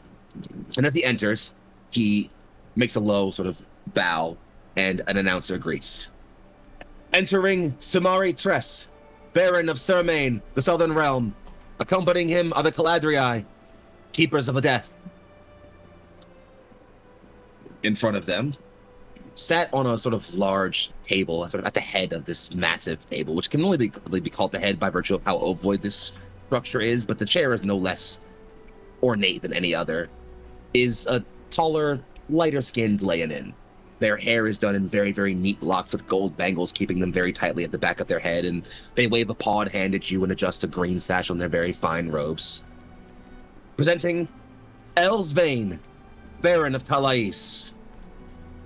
And as he waves to you in jest, how long it's been since the Baron has graced my court. And the Caladriai. Your work is known around the lands. I appreciate your presence for this momentous occasion.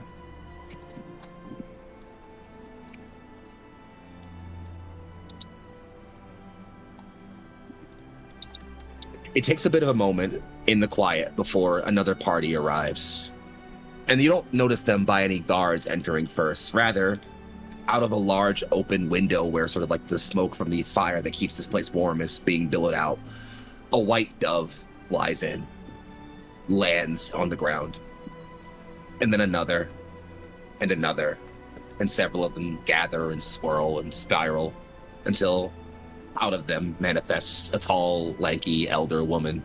Her skin off pale, her hair a silver, and gray feathers all about her shoulders and spanning in broad wings. Arriving, Caladriai, Baron of Antalea, the Northern Realm. She sort of stares at her own fingers for a moment. It's been a bit long since I've flown the coop, so to speak. Usually not much to talk about.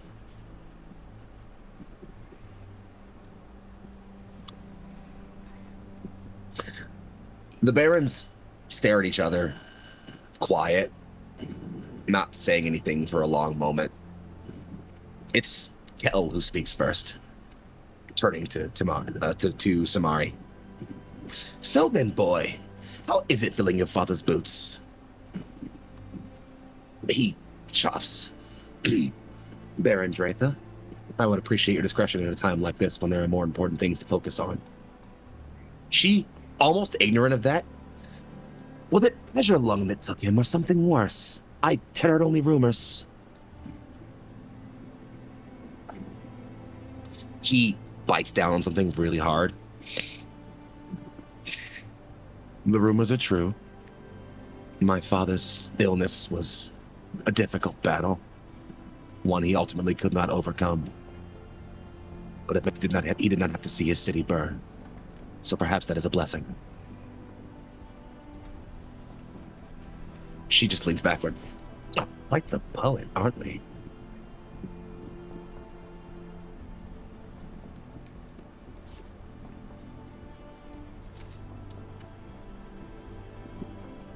Another party will approach us. If there's anything else you all want to say in this moment. There is a sort of heavy musk in the air, almost a sort of heft of smoke lowly filling as two armored guards carry high banners. From either side of the banners hangs a censer, and the room is big enough, the hall big enough that the smoke spills out of the room, thankfully. But they step forward and stop. A third individual comes forward carrying, this is a larger, almost, in fact, you can see that they're not wearing a helmet. This larger individual is a minotaur. In fact, they carry a large sort of ceremonial casket of some kind. One of you knows this casket does not actually contain a body of any kind, but it's instead a ceremonial piece carried and always in the wake of the most important members of this faith.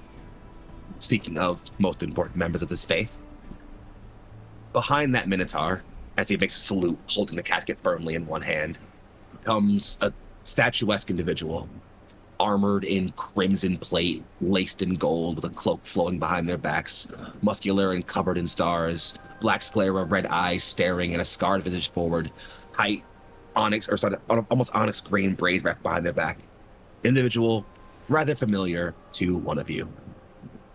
Entering, High Inquisitor Breha Hellspite of the Faithful of Arana. She looks about the room, cuts her eyes right, left, and then fixes you directly, George, with a look. And I want you to tell me, what is your relationship to the High Inquisitor? I think the moment their name is spoken, George has this sinking feeling.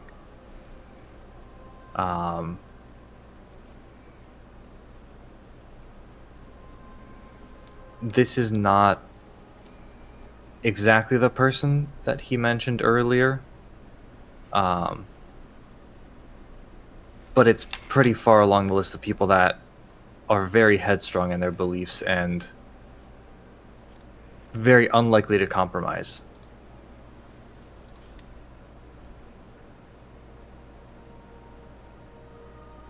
Noted. Sorry, I had to grab a thing. So then, as you find yourself facing the High Inquisitor, she fixes you a hard look, once overs you, and just... Is it Chaplain then now? It is Chaplain now. And she turns and walks away without any other word. Martin, for his part, looks over to you. She seems more pleasant than I remember her. Let's hope that holds true. No, we're further north. Cooler heads, my lord. Cooler heads. It's not long after that that another group shows up and appears.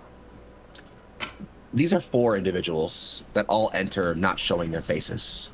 They are cloaked, robed, and off purple in their coloring. They enter, the 4 of them, arms folded into their robes. Floating between them is a box of some kind.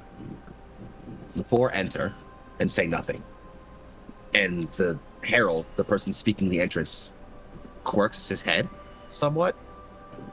Before he can speak, the box opens. A sigil floats into the air. A sort of hexagonal symbol in the middle with 3 triangular points spinning around it in constant motion around the outside. The figures throw their hoods back. They are blindfolded entirely. And as one, they speak. We are the voice of the Oculus. We speak for the Order of Secrets. Theatrical. I feel like anybody who's beside Calpurnia, she's getting a very quiet, like, everyone is being so extra right now. Like, Hey, you said yourself, go big or stay home and die. I guess they went for A and B. We should get people who can just talk to us with a ghosty voice. Not that hard. A voice speaks up from amongst your midst.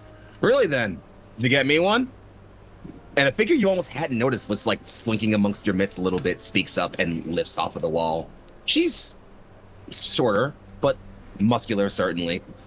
Has a almost like battle tunic about her with a cloak shaped over one side, and the left arm you can see is covered over in markings of tattoos. Mostly flowers and skulls, but in between plenty of them is a long running tally. This woman with darker skin is human. Long flowing hair tied up in a ponytail about the back of her neck and golden eyes looking at you. The herald speaks again. My apologies, madam, I hadn't noticed you. Presenting Ranger General Shawnee Verdons of Shawnee's Blackguard. She goes, save the fanfare. Not necessary. girl after my own heart. There's nothing going on in my brain right now. Breathe, Dirk. Oh my god, Bo and Calpurnia are both looking. I'm looking disrespectfully. Oh no, it's woman pretty all over again. It's happening. It happens every time. It happens every campaign. I keep doing this to myself. Well, let's Stop break making tension sexy then. characters, Foxy. Think if I ask- No. No. I will not stop. Do you think she'll No. sign my rifle? Depends on which one. But anyways, let's continue. Oh, fuck it. Sorry. Sorry. Okay, I got it. Alright, sorry. We'll This is a serious moment. As all the barons gather up and all the other Free Guild members come in, Elsvain speaks up. Barons, guild leaders, come then, sit. Let's not waste much time. Last I heard of the undead are still plucking about, so let's not spend all our time gawking, eh? You all know why you're... Hey, slow down there, a voice says from high up in the rafters, as a loud squawk is heard, and something drops down directly next to the table. It is massive, large. It is quadrupedal, mostly almost say wolf-like in its sort of structure, though its body is still angled over. Its forelimbs are given over to large feathered wings that clearly are meant to be flapped and take flight, and its head is angled like an owl's with a sharp beak. This one in particular, the upper beak appears to be golden. In fact, one of you knows this as Guildbeak. Personal mount and aid to, at the herald announces, presenting Jack Tulliver of the Border Woad High Riders. You were not invited here, criminal. Every free guild's here, and last I heard, I'm still a guild, so... Looks over at you, Bo, for a while, and just... Hey, Gutless. Still running away from everything you're afraid of? Oh, good to see you, Jack. I thought you'd be stuck up in the mountains, letting that beaky bird eat you out. What can I say? Guildbeak really wants that other eye. Well, shame your bird's gonna starve then. Way I hear it, we might all be doing that sometime soon. The dead rise, yes? People are starving, things are desperate. Man could do whatever he has to do to survive around here. Let's say I'm getting a lay of the land. How convenient. Listen, I'm taking care of my people. It's better than most of us can say.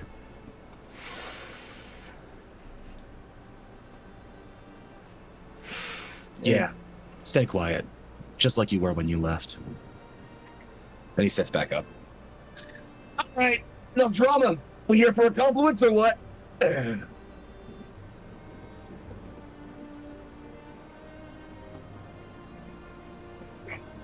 And the barons all kind of just look around like one of them should maybe speak up about this, and none of them do. Well, then, Caladriai speaks. I assume you all understand the worst of it. Every realm was hit, yes? No barony spared the tyranny of the undead. They came too fast for our guards. My realm is bleeding. Still having casualties being counted. Norved is secured, barely, from what I understand. Waycross is damaged. I have heard worse from small settlements further in. And the truth is no less bad here, Elsvain says. Erdvale here is kept well. Our walls and our guard were assisted, especially given that we had a contingent of the faithful with us, and we thank them for their service. Elfane, however, looks a lot worse. Not many people made it out of the wreckage. The bodies are still being piled up. They swept through it. Shalane was the same. We stopped hearing from the mining operators first, and that was our first sign something might be wrong. Only hours later, survivors showed up. What little of them there were. We failed. Each and every one of us failed. We had a duty, and we failed it.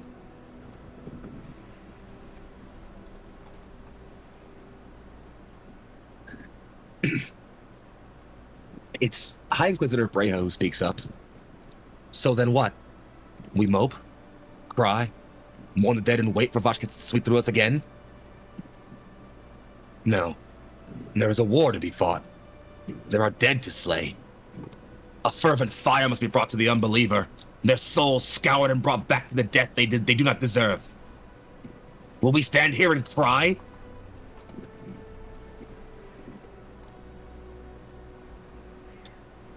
Jack says, can't say I disagree with the old lady there. Can't just sit around here doing nothing, yeah? We fighting or what? You can't just run at the undead here, Jack. We have to have a strategy. No, but it is. Oh, sorry, you go for it. It's best if we show a united front, regardless at which the speed we charge. or don't.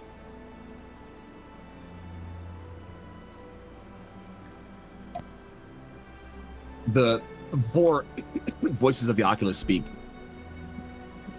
The undead wake in the pallid wastes. The citadel rises once more. Vashketh awakens. What could he hope to gain? Everything. He has nothing currently, so his gain is everything that he can get his hands on. More than that, it seems he was moving with a purpose, yes? We, If he wanted us all dead, he would have killed us all anyway. Shawnee There's pipes up. Yeah, I was thinking that too. I had a chokehold line held up in the edge of Shawnee's reg. It's desperate. Thought we could overrun. Killed to a man. Last thing we know it, the undead just pulled back. Like they were retreating, routing. Do undead rout? They used to. We come bearing important news as us and some of our party were able to come face to face and have a conversation with Vashketh before he disapparated. The High Inquisitor smashes her hand at the table. The Unliving King in your midst, and he walked away still breathing? I can guarantee that there was an attempt made to take his life, and it is hard to kill something that is not solid, so... She cuts her eye over to George. Your faith is more lacking than I remember. Hey, Choplin was the only one who actually tried something. The rest of us were less inclined. Then he has thin faith and the rest of you are cowardly. Brea, if you don't mind, this might help smooth things over. And I'm gonna cast Calm Emotions. Who wants to choose to fail?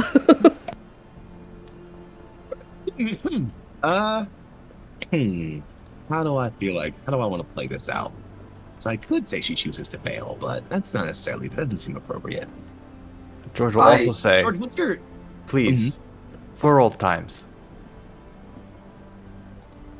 She looks at you for a moment, narrows her eyes, and leans backward.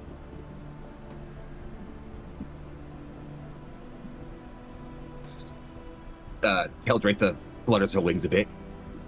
Well, that sounded personal. But in any case, Caladriai being a gossip queen over here. I love her. She's my favorite, in case you didn't tell. Bird lady.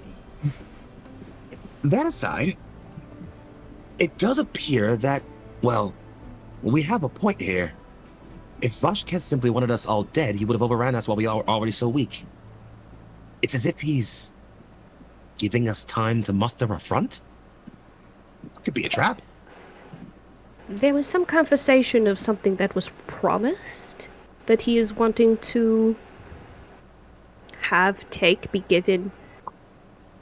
Don't know what it would be specifically, but it seems that he is waiting for something specific to happen. I'd also like to note that Calpurnia really purposefully tried to dress in such a way that is like reminiscent of what the War Queen looked like, to kind of suggest some sort of like, we need to come together and be like a unit sort of thing. Noted for later. Thank you. If I was like, if you're gonna need to roll for that, I could probably give advantage because I knew what she would wear. So, like, You did I'll have say without personal even having to roll. conversations there. Yeah, I'll say without even having to roll. Easily. Not a question. No, don't even worry about that. Absolutely. With Granky's help and some other assistance, you were easily able to help and put together a proper guise for that. No question. And we'll come back to that in just a moment. Don't worry. It's Jack, actually, who speaks up next. I had guys flying out over Norvin before things hit. Caladriai, I know. I saw you up there watching us die. He says, yes, nasty sort. But I did notice something. The undead weren't hoarding. They were flowing. Like a river. And a river's always got a source. They've always got to be following something. Yeah? That's probably true. I mean, anywhere else that was attacked, but they pulled back from, did you notice theft of an artifact of some kind or another? Caladriai. My vault was secured both in Northern and Waycross with little incursion. Elsvain. We checked all the vaults and everything. No stolen goods or anything, though I can't imagine you'd want to take anything from the trade vaults. Don't think the undead need gold. Gold. Samari wilts somewhat. Something was taken from Behar.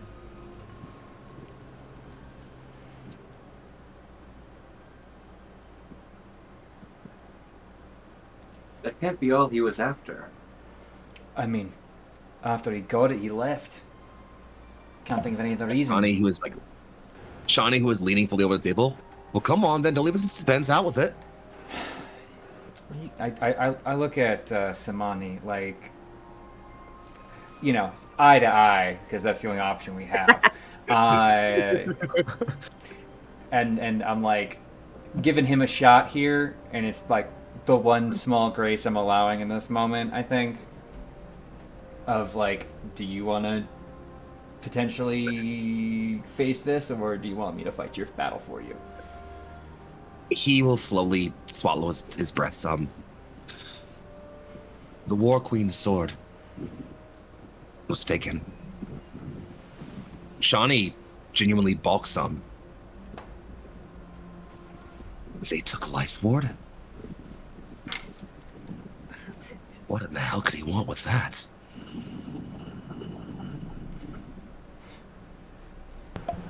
He gave us some very choice passing words as he left.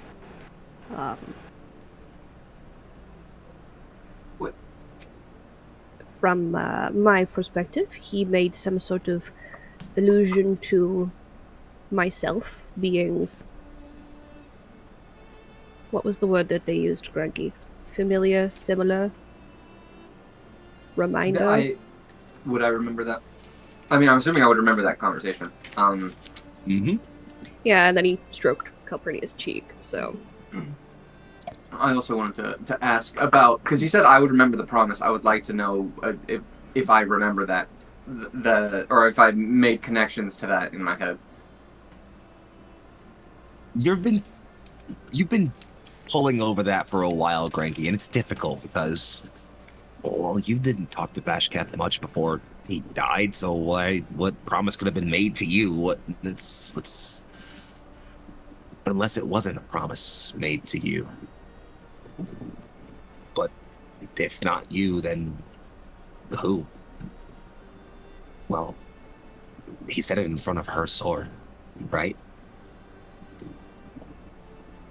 It's not fully formed there just yet, and I'll get you some lore checks to figure that out in a moment. Don't you worry. But you're starting to think that there's certainly... You aren't the person who this promise was made to.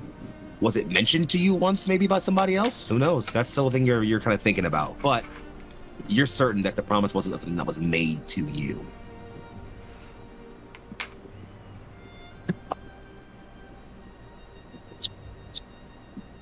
It sounds as if a promise has to be kept, either to him or from him, and this sword was involved. Why? How? I do not know.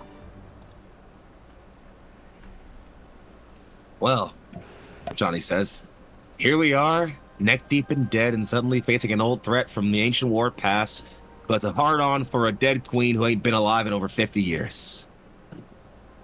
Perhaps our Order of Secrets might have some enlightenment for us. The four voices of the Oculus remain silent for a far longer moment than is comfortable, actually. Oh, can I intimidate them somehow? No need, don't worry. Okay. Get right up in their face, lift the blindfold.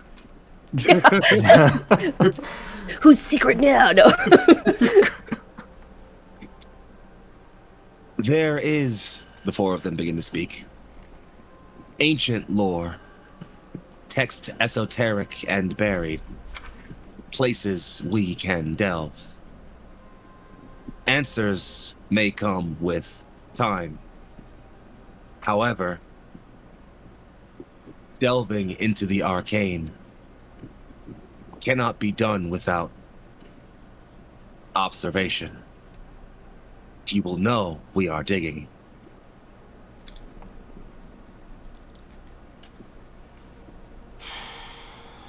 He already knows Regarding- about I'm sorry. No, you're fine. You're fine. He already knows we're gathering. Surely this won't add too much. Indeed. We will delve. If there are secrets, we shall find them. Regarding the river, the four of them as one point their heads towards Jack. Necromancy requires a nexus, a focal point. Vashketh must be that nexus. Jack? All right then, so we sneak in there wherever he is, cut the old batch's head off, and hope all the undead start, well, dropping back dead. Easy peasy, right? Oh, yes, of course, except for I already tried to stab him twice, and it didn't so much as make contact.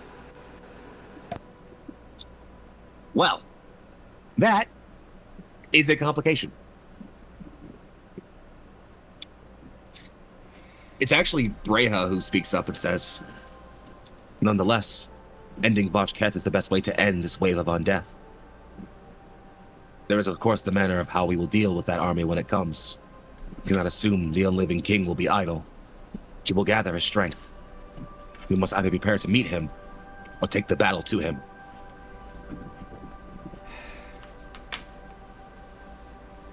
Well, we know where he is and he knows where we are.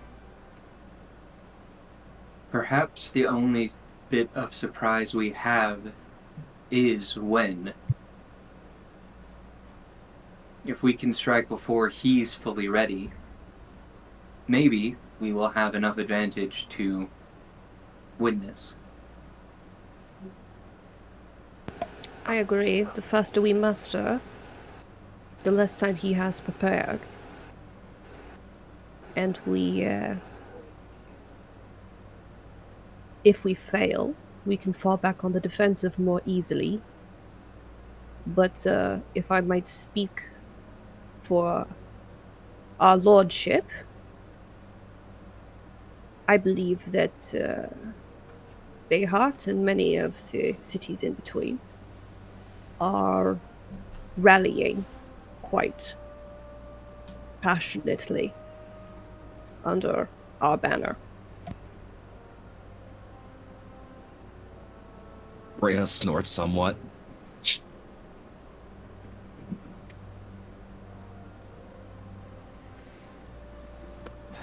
Well, you know, helps when you're on the front lines, putting out the fight. And, well, potentially another water bones, ain't it? Plenty of folk want to draw a sword for that kind of business. Breha leans forward directly towards you, Calpurnia, as if kind of sizing you up somewhat.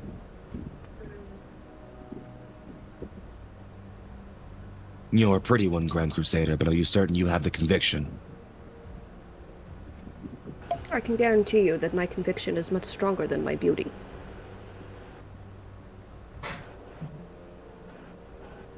She leans forward some more. Let us certainly hope so. I can't Then tell again, if she likes you alone. if you can match beauty for brawn, mayhap we have a chance here. She leans back some. Nonetheless, I believe there are others amongst your court, Caladriai, who must confront their own fate before they are capable of taking any further tasks. If you wish me to commit my forces, I will need more than simple words. I will need a plan. I will need faith. A plan hinges on how many people are available and how much support we have. But from a standard base. We are building a network of kind, so that we might be able to be preemptive in knowing if the undead forces are coming over the mountains, how soon, how quickly, and creating an ability to communicate that so we might muster faster. Hopefully, we are able to muster before we have to go on the defense. But having an army lay siege to people who need food and water against a group that needs neither of these things, I believe avoiding a siege would be paramount to victory. Shawnee says, so we don't siege it. Not necessarily, at least. The siege does two things. It starves an enemy out, but it also holds them in place. We lock Boschkess's army into his own citadel. They're not terrorizing these lands. And more importantly, it means we know exactly where the old bat is himself. And I hate to say it, Jack's plan makes the most sense. We have to kill Boschkess if we want to end this threat. So whether or not our army can lock them down at the citadel or in the mountains, someone needs to take him out directly.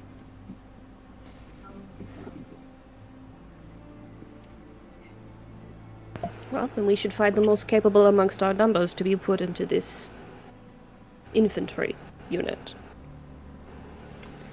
Because I am of the opinion that all of us are much stronger together than fighting individual battles. Anybody who knows anything about warfare knows that splintering a group, people acting of their own accord, will only lead to failure.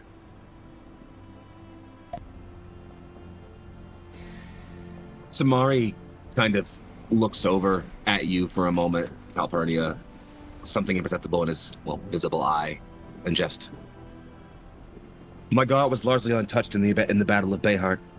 The Caladriai's forces were essential to our battle, and thus my militia was largely untouched. If I am given time to repair and rally, I can provide materiel, financial support, and perhaps even troops. The war effort will not be fought alone. Sermaine stands with you, Caladriai.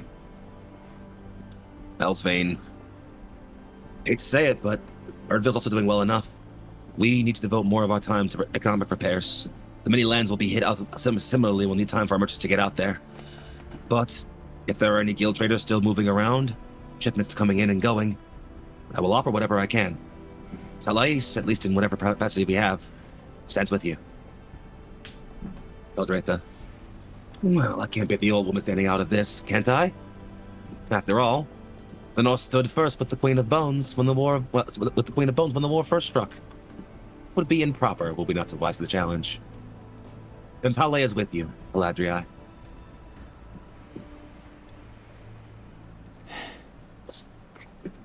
Your support, and I look at all of them in turn, is more than much appreciated. And I think at that I turn to the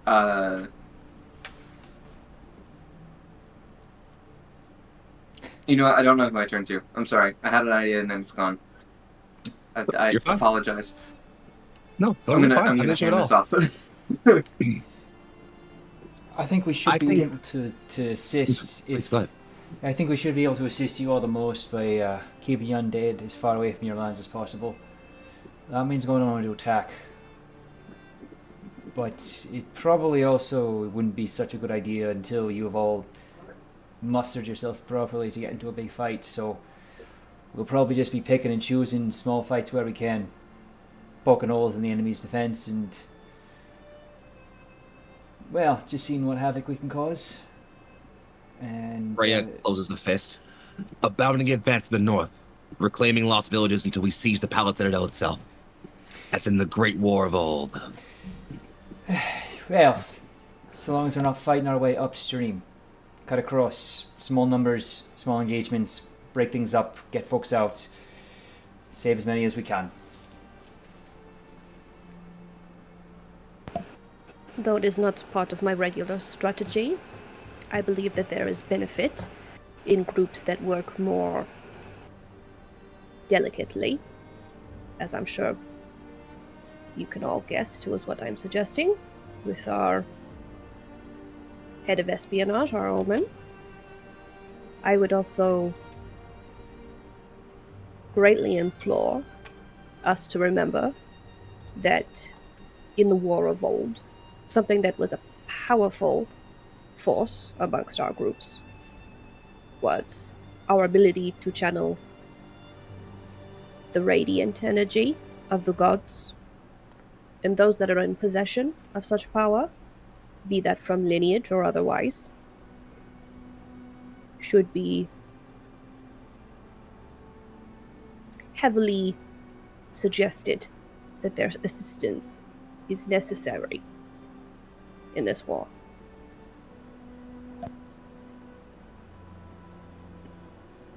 Very well, then.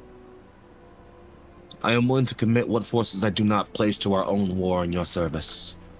We can speak further for the coordination, but High Inquisitor Breha steps forward and puts her hand out, clenching her mailed fist. In the light of the goddess, the faithful Varana stand with you. For now.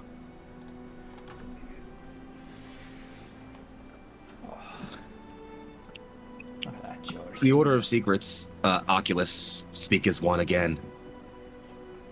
Our goals lie beyond simple preservation of life. There is much to be gained here in the vein of knowledge. We will seek it. As long as our goals align, we shall remain in contact. If there is aid that can be rendered, either in your service or in ours, it shall be discussed.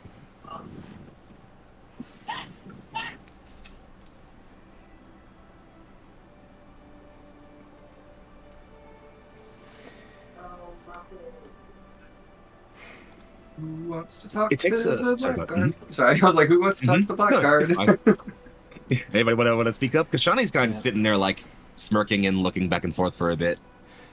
In fact, actually, I'll let her speak for a moment. You know, my boys have been cutting our teeth on the undead here for almost as long as you Caladriai have, frankly. And we ain't got the whole holy fervor and perfect birth. Just guns and steel. Frankly, with the money we made and how things have gone, well, they say in the ancient past, my ancestors once ruled over half of the many lands. An empire that could see the skies wide, and though that's long, long gone now, I'm sure if I go look somewhere, there's someplace I can find the Verdani name someplace. Why should we not just cut and run? Where would you run to? All of this land will be lost, if not for our unity. And though you might feel satisfied ruling over something so small, counting tiny victories, I believe if your goal is power or name or status or history, you are much more likely to be remembered as somebody who stood in the last days, as the Queen of Bones did, rather than tucking tail and fleeing over the mountains. She furrows her brow at tucking tail and looks at you for a while. My great-grandaunt Naori is said to have led a war against a tyrant that wielded a god on its own side. She is called Naori the Peacebringer, the Verdani Empire's savior. High praise. Shawnee who held the gate, Shawnee who turned back the undead, Shawnee who put a nice fat bullet in the middle of Vashketh's stupid fucking face. Doesn't sound too bad, eh? The songs will Poetry. be fantastic. All right. Well, some of my boys have work to be made. I'm with you. So what about you, Jack?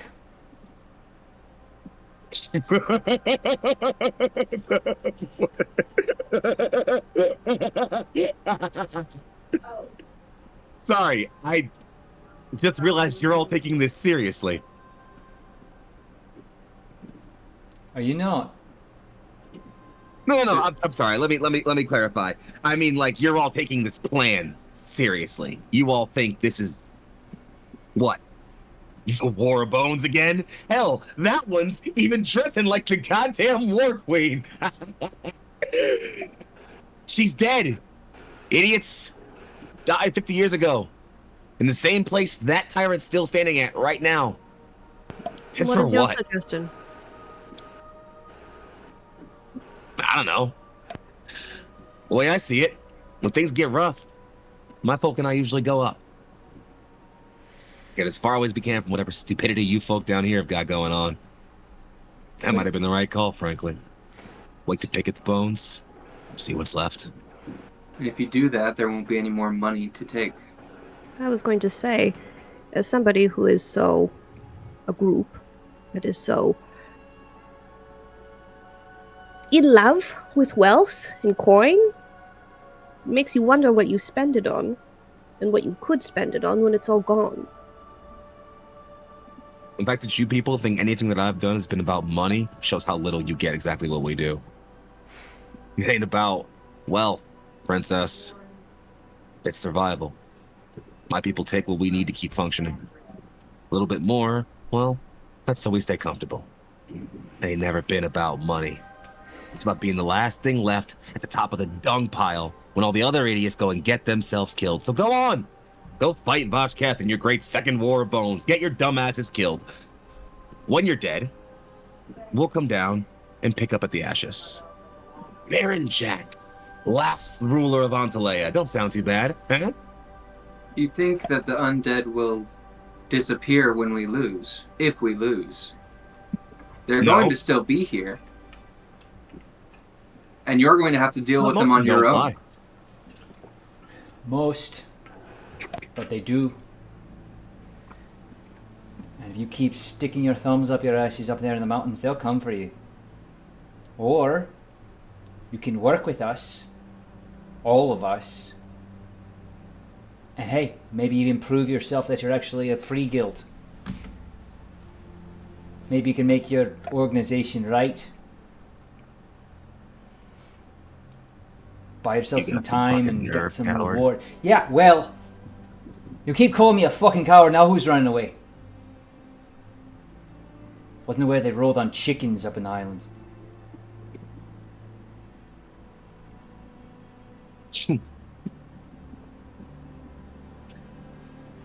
I cannot wait specifically to watch how it looks when the undead drag you down and rip open your teeth and eyes and you scream your last.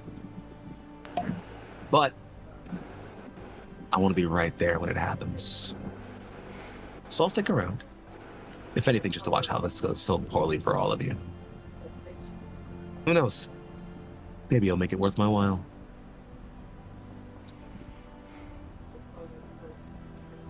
Gosh, Jack, you are always so nice. What can I say? Ever been the soul of personhood. However, I think I'd find the dead more interesting company than you all. So, is there much else? I guess only curiosity as to why you came in the first place if you're not interested. You just said it. Curiosity. Then stick around. We've got the entire land funneling resources. Maybe some of it may end up in your hands in the right way. Now that's speaking my language. I just want to give you a chance to prove to me that you aren't still a selfish bastard. But I can work with selfish bastards. Yeah, and I love proving you wrong.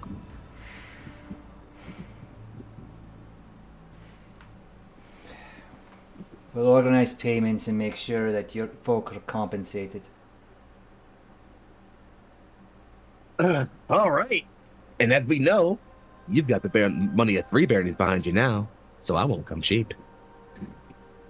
But I can keep some eyes in the skies, see what things look like, feed you some intel. Don't expect me to fucking fight, though. I ain't that stupid. Oh no, of course. Never expect Jack to come into a fight if he doesn't already know he can win. I fight smart. But not all of us can say that. Nonetheless, my bird's hungry, so I'm just gonna go see about that. You all have fun politicking. End of the fucking world, and we're sitting at a goddamn table. He says as he walks out, you'll be braying and flying straight up after him.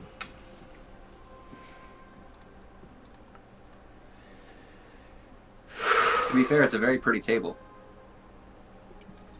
Real fucking nice. I want to take a look over to Shawnee. I think it's got yes, right? Yeah, Shawnee. He blows you a kiss. No, just I don't suppose I could borrow a really big fucking gun that might blow that bird out of the sky. He says, as much fun as that would be to watch, I think we have more important drama to handle right now. Well, keep it in mind. Noted. So, this is our war council then. A couple of pissed out barons and a few ratty guilds thrown together in any hope of taking on the undead. We're so fucked. At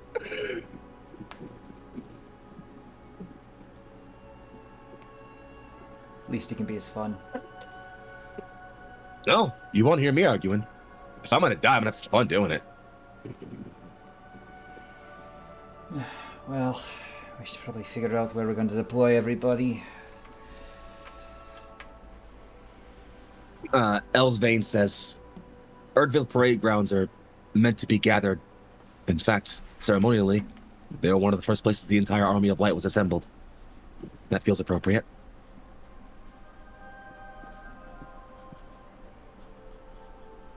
All right. I will take preparations. We need to make the campgrounds ready.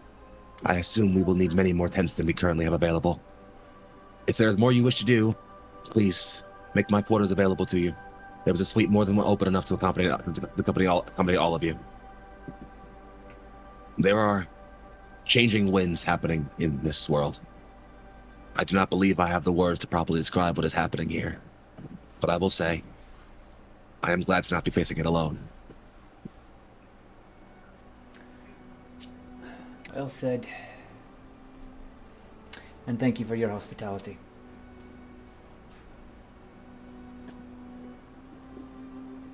Caladriai says, if there is a war prepping, I must go gather fervor amongst my people. Us northern folk are always rowdy for a fight, but a little speech doesn't, a bit of speeching doesn't always hurt. If you need me, just look for a white bird and ask nicely. It is a sign of our order, so I feel like it is suitable that we will. A match made in heaven, she says before she fades into feathers.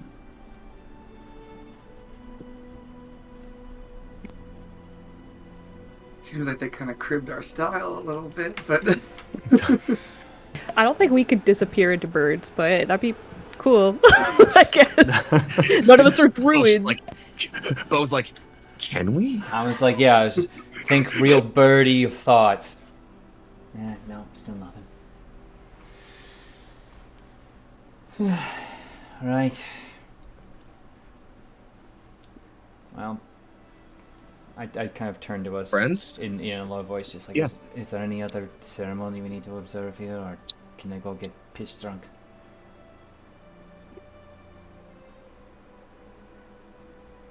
I would suggest against Samari it, considering we have work to do. Samari just sort of leans back and says, indeed, there will be war planning to be had, troops to rally, camp to make, income to establish, supply lines to work on.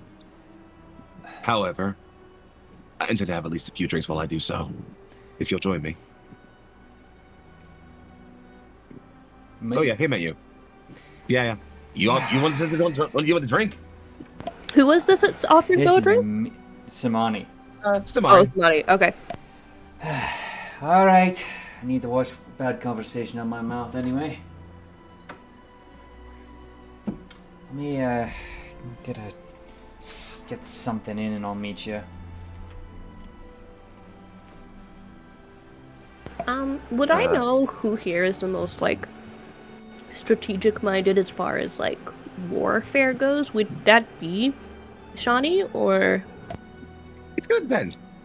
If you're talking about generalized, like knowing the lay of the land and where are gonna be the best spots for things like ambushes, for some routes to move troops through and things like that, Shawnee, absolutely. She's the Black Guard have been operating in the mountains around in the north for years now. Her mother established it far before she took it over. In fact, if you're talking about generalized like troop movement, army gathering, and formations in battle, well, before joining the Faithful, Brayhut did fight in the militia of her realm for a while, and actually did spend some time fighting in the petty wars. So she would have some of the best experience to help out there. If you're talking about like scouting and sort of terrain finding and things like that, well, outside of your own obviously useful scout like that, hate to say it, but it's probably going to be Jack.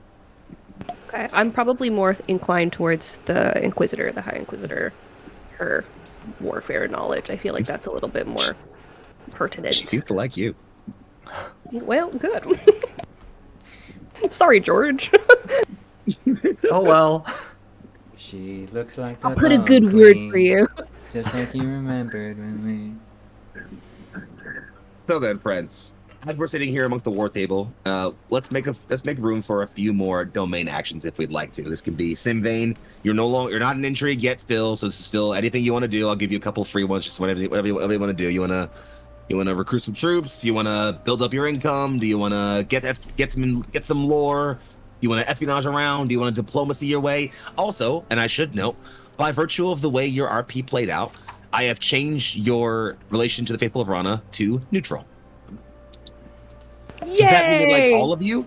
No, but She thinks I'm hot. Let's go. I mean, yeah. Yeah.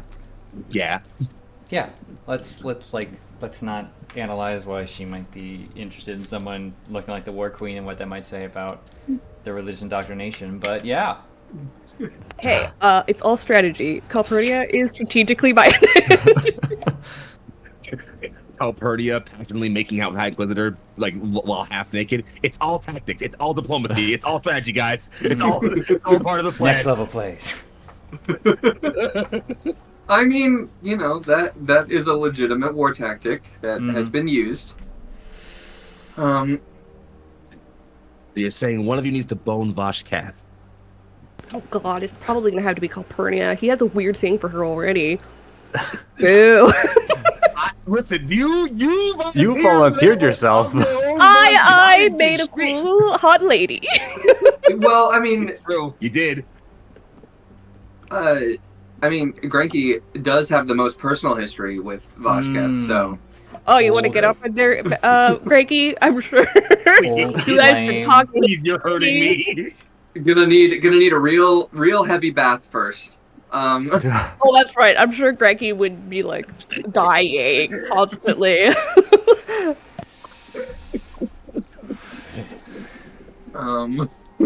Right, on that domain action. Anyways, I'd like to make some siege weapons. Yeah, siege weapon sounds like a good idea. Yeah, absolutely. And not the kind that we were talking about, the real ones. Yeah, all right. So I'm assuming you guys want the standard militia catapult, would be the easiest one you guys can get your hands on if you'd like. Sure. Would that take up our last first level slot? Oh no, so there's no limit on number of slots. That's just the way the sheet is set up. You can have more than just you that. have to build the tree. They also might be level 2. I'm checking literally right now. No, actually, I think a level 2 may be good. Yeah. And then I think the human cavalry is by default rank 2. I'm checking literally right now. If anybody would like to make the operation check for that, go ahead. Although I will say, given that you used a bunch of them earlier, I will say I'll let you guys make a grand total of 6 actions in total before we end tonight. Only 4 of them can apply your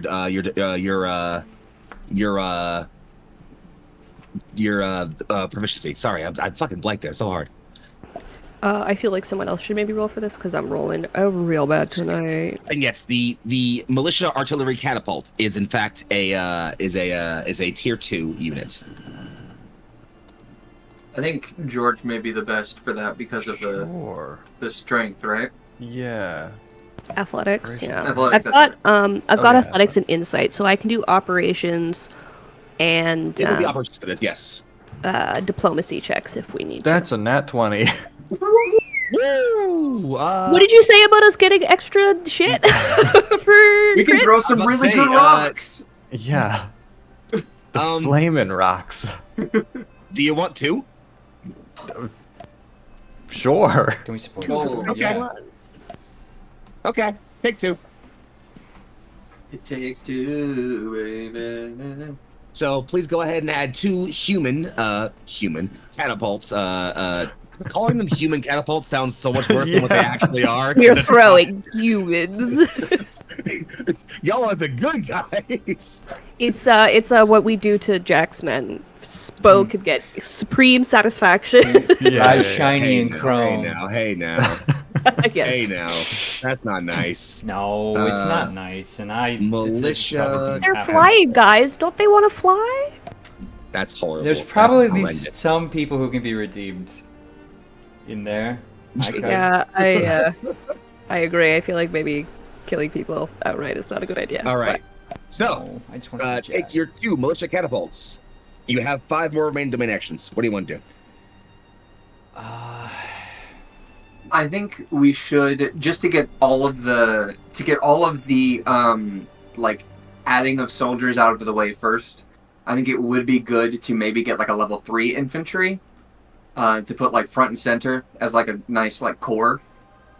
You could get your special unit. I was gonna say you could do the Crusaders.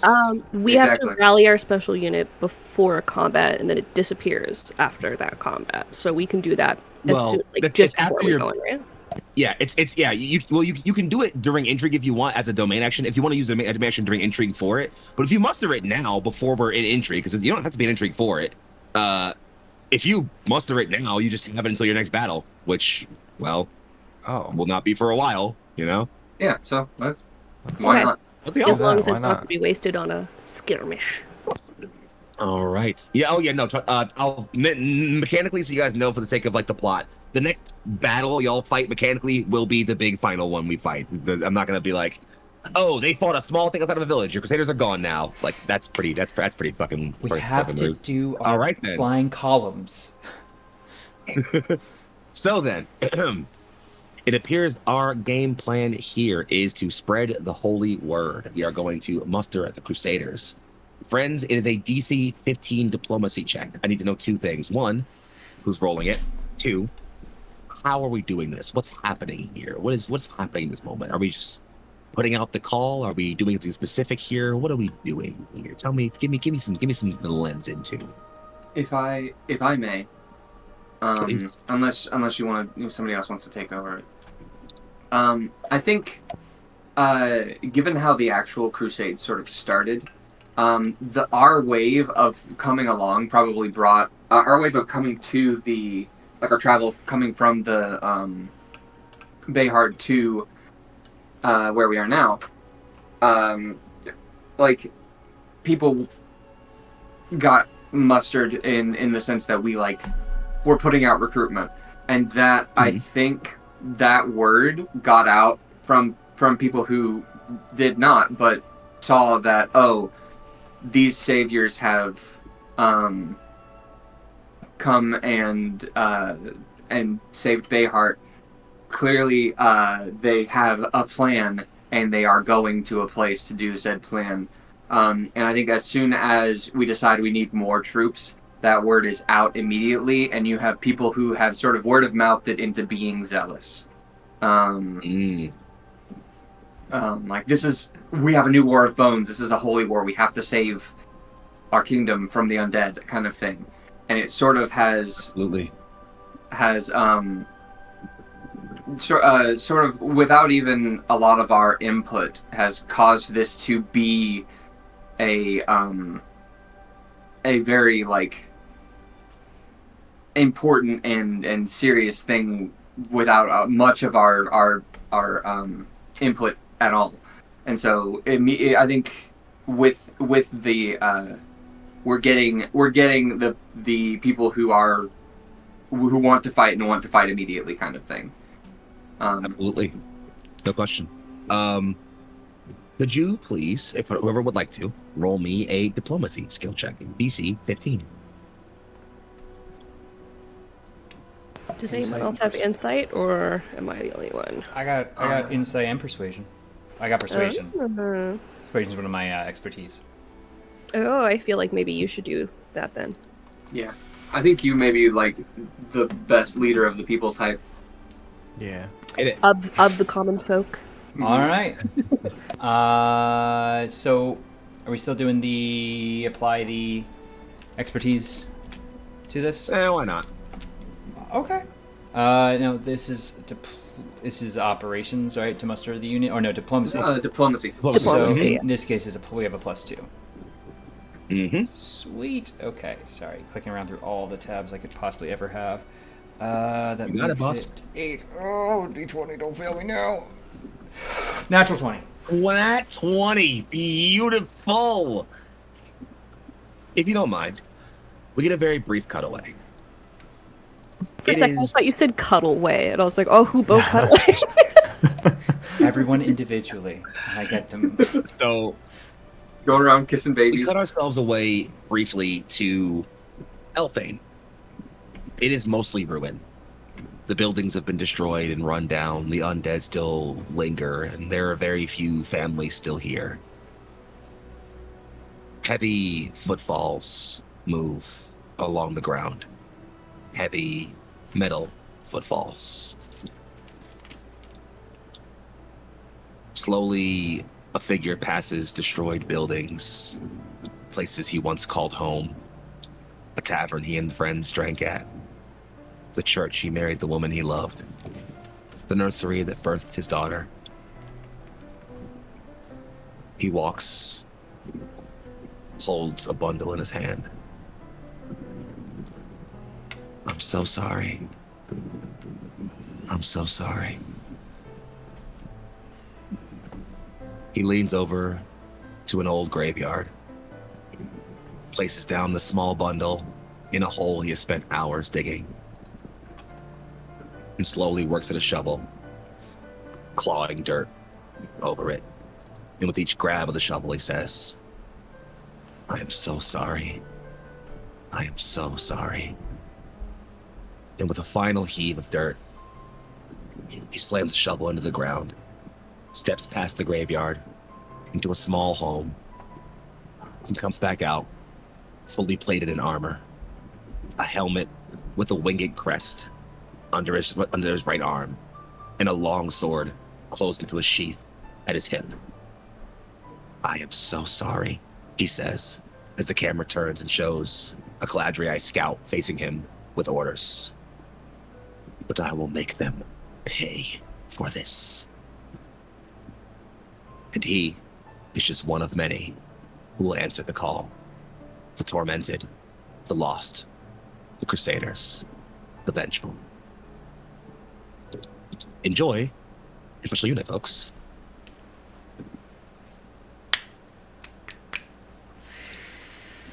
The scene pans back, and we rejoin the discussion of what must next happen. Tell me, friends, what else do you wish to do? I'd like the Faithful of Arana's special unit, please. That'd be pretty cool. Pretty cool. Would you like to try to increase them beyond neutral first, or Sure. Can I do that? it's going to be a diplomacy roll? I need you to tell me how you do it, but absolutely. We have a great conversation over a war table. How many rolls do we have left? Is that what they call it these days? Yeah, So yeah. that was, Table. we did 2, right? Or This would be number 3, yes. Can this diplomacy check be a regular one instead of using our special proficiency roll? I'm fine with that. Absolutely. I don't want to waste it on that. I feel like...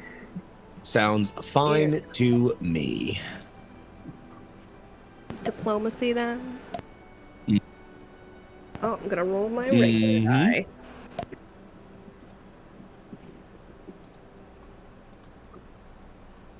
That's an 18 on the die, so that is Yeah, no, absolutely. Nice. So let's get a brief 23. zone in here. It is later that evening at a sort of separate small meeting quarter where a slight divot map is carved in a sort of sand inset table. Actually, no, it's just a full map. It's a full map on a table with pins and knives and daggers in it. On one side of the table, the Grand Crusader Calpurnia sits. On the other, the High Inquisitor.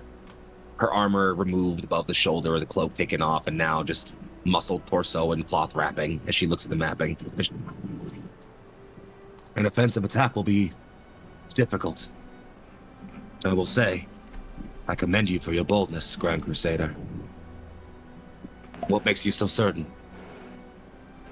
Our armies are much more effective on attack than defense. I am also fully prepared to being at the front lines myself, if necessary. My grandmother, it said, took many wounds at the Battle of Warden's Past. Lost an arm, both eyes. And yet still she fought onward. 137 undead dead to her name. I intend to see if I can surpass that number.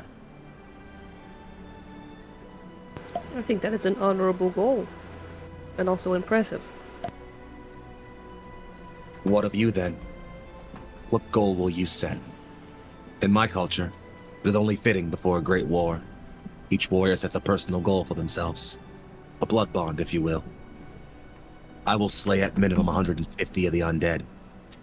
What will you do, Lady Calpurnia Bernacheski? I will keep my family alive.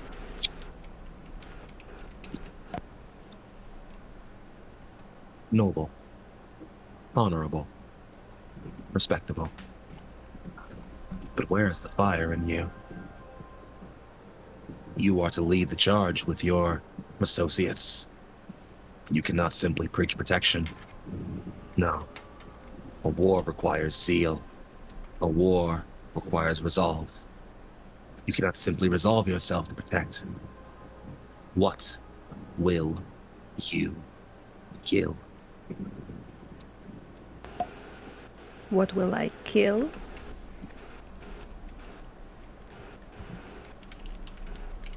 I can guarantee Chief? you that there is nothing more powerful than the will to protect. The will to kill can make you short-sighted. But the will to kill in order to protect is something I believe that instead of going out in a bang, you smolder and take more with you in one go.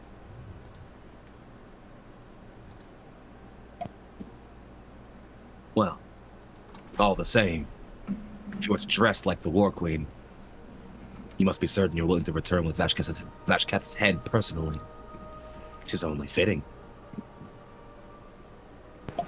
I cannot say that I would not be honored to be the one who slays him in the end. But I am also not so foolish to think that I am the only one who is capable of such a feat. A powerful leader is somebody who knows who to rely on their subordinates. And I can guarantee you that the people who stand at my side in the Caladriai, they are all very capable warriors. And I would see any of them bring Vashketh to his death. Not just I. But I will guarantee, if the opportunity were to arise, I would unwaveringly destroy him. So true of the chaplain, then. He and I have history.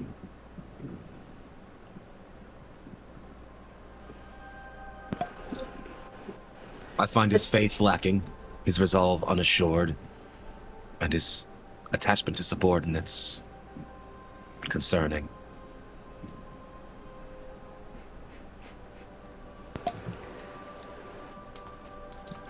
I value the chaplain's history and knowledge, and the power that comes along with the ability to question. Somebody who is unwavering in their faith from death until birth is somebody who has never faced a challenge and persevered. Somebody's faith who perseveres, regardless of lows or questioning, I believe is someone who has the ability to be stronger than anyone. She leans even more over the war table, kind of fully coming and putting her bulk over it to almost kind of meet you within a few inches of your own face. And do you believe I have never been challenged, Grand Crusader? No. Just that it is what he is dealing with now, and I do not believe it makes him weak. Interesting. Interesting indeed. You are not here to entertain my war stories and strategies. There is more you request. Speak it. I am no fool to know that your armies are probably the most effective against the battle that we face moving forward. Both your prowess... 1,000 undead will die by my zealots alone. I'm certain. But your prowess in battle, along with your channeling of the Holy Order, is something that is quite powerful against our enemies. I am no fool. I know that my blood permits me power against the undead, more so than others. And I believe your army's faith has the same, if not more, of an effect. I would request that your strongest are put at the front lines with ours. She scuffs at you a little, kind of a bit of a smirk. Bold. I intend to lead my own war against the undead. Our goals align, but not our faiths, Grand Crusader. You've earned my respect, perhaps even my admiration, certainly my interest. But I will fight this war of my own. There is, however, and she leans forward more, something I can offer you.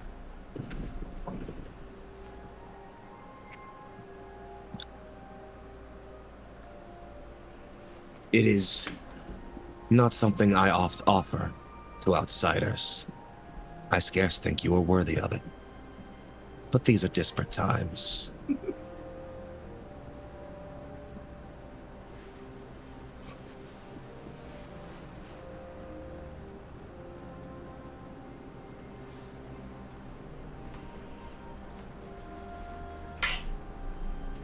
I'm all ears, Inquisitor.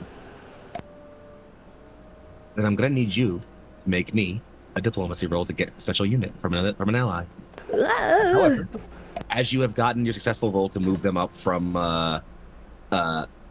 neutral to what's the one up from there? I just lost it in my to friendly. The DC is only 10. Whoa. Friendly, is that what you call it, huh? Yeah. I don't think I need to add the extra bonuses then for this, huh? We saved for the last two. It's up to you. Okay, I'm just gonna roll. Okay, sorry, I had a hard time reading my dice. Well, that's 11. Cool. Oh, just barely. Putting it close there. She places, or she like steps in front of you almost, like, again, remains directly in front of your face, leans back to like the sort of like where her like garb is held, and clasps something behind her and pulls at it. Looks like a scroll comes loose from the sort of binding. I thought she was taking her clothes off for a second. I was like, whoa. I know. That was on purpose. It's fine. She places something on the scroll on the ground and starts to like unclasp it. Faith is a powerful tool, Grand Crusader. It can move mountains. It can raise the dead. It can spur grand feats of incredible strength in those who are willing. And in the hands of my faithful, she unclasps the scroll.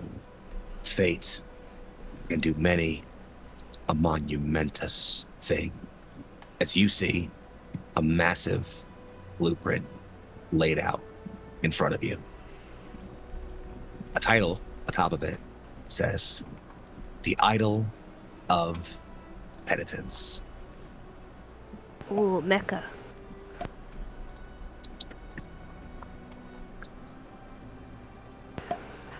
You're welcome. I got us a Mecca, guys. Did you get anything else? Look how excited Turk is. It's beautiful. I want to give it a hug. Idol of Penitence. Indeed. It's yours now. I have a unit card for it. You're not gonna find that one in the book. It's a custom made unit that's not based on any of the book units, but I will give you a stat card so you can have its abilities and be aware of what it does. Hell yeah. It's gonna be fucking cool. I ain't gonna lie Also, to you. Calpurnia ain't never gonna talk bad about her boy George. Good. She believe in him. It's I good. love that. You I love walked that around for it very you. well. Yeah, also, I feel like, contrary to maybe what she says, she would also say this about Bo. Definitely Greggy, but she would also say this about Bo. In private, where Bo could not hear her. Aw. That's like a compliment almost. Nah. So, friends, we've 2 domain actions remaining. Anybody feeling bold? I will say I do want to at least interact with the Order of Secrets to get some sort of information. Because if they're digging, I want to dig as well. Oh, flirt Mhm. with those 4 voices. So, Polyamory, perhaps- let's go. so you will coalesce here often? Listen, if they've got some Frankie, kind of your mind goal is- melding thing going on, you know. You want to No know who touch You want to needed. commune? really good secrets? It's fair. Secret keeper. Just It's true. persuade them with your So- ability to be suspicious and mysterious. It's true. You're pretty good at that. So, you're to contact the Order and to see what information they're going to gain regarding what's happening with Vashketh, his goal, this promise, and things like that. Yes. Yes, my goal is to lore. Yeah, lore. To lore it. Let's see it, Lord. Then.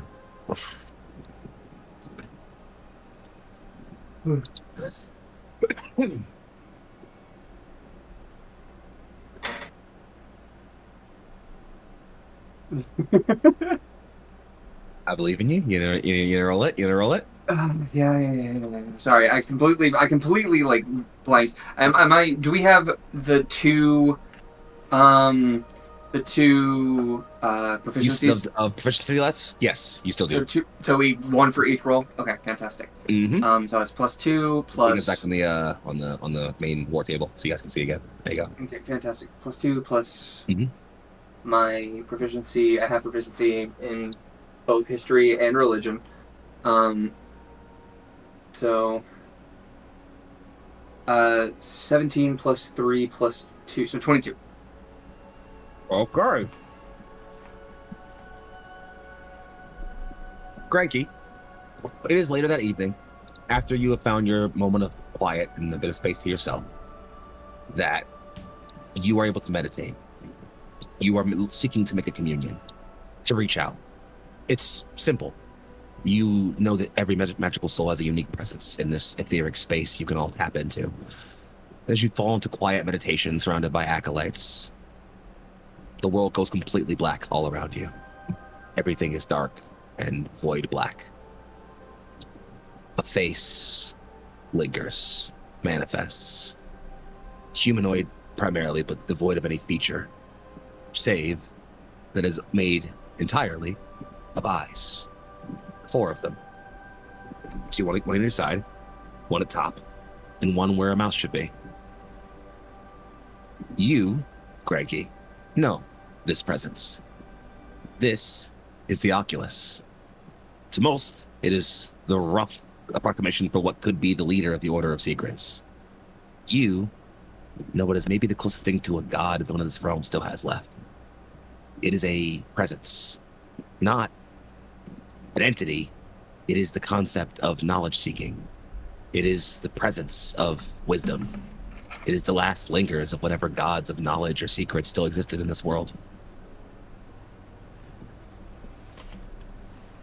You are older than most.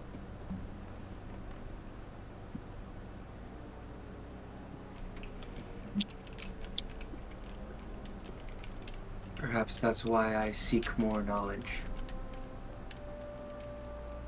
Knowledge is a flame. It illuminates. It burns. What does the seeker quest for?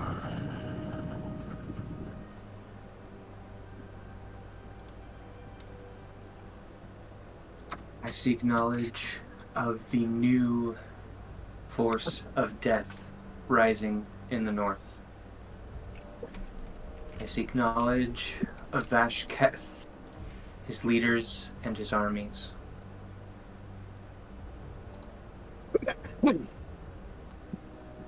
The Unliving King raises a legion. 1,000,000 hollow, empty eyes, and 1,000,000 more, all singing in unison. Life and death elapsed into one. Order, purpose, function. He builds a legion. He feels threatened. By who?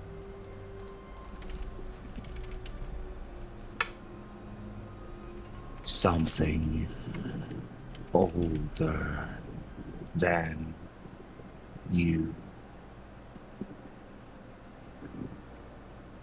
Much, much older.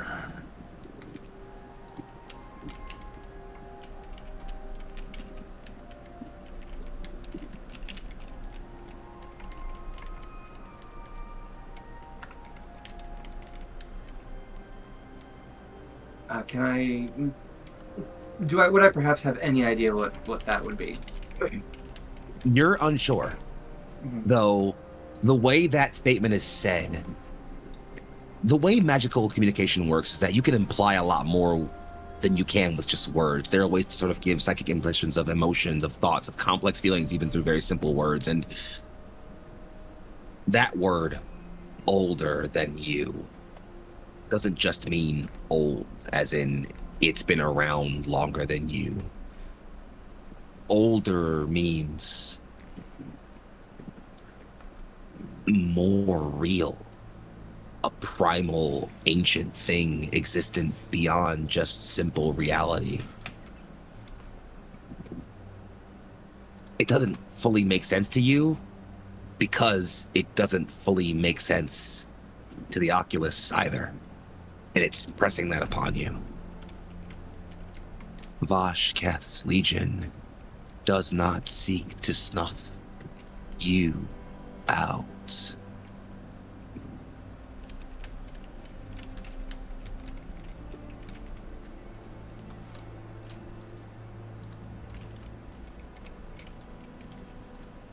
What does he have to defend?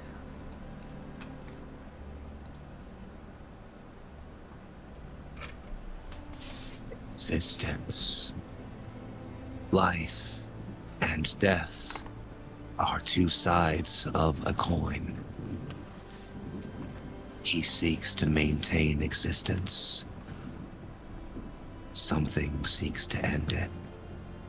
Something far beyond whatever this conflict is. This is but a prelude. A promise. A promise. A promise.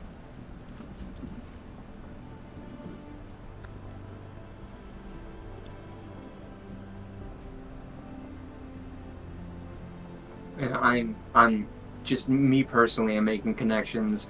Vashkath knows this promise.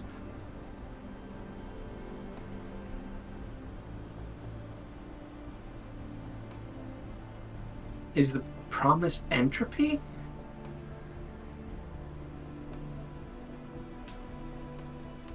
Ranky, the answer you get doesn't come from the Oculus. Something else.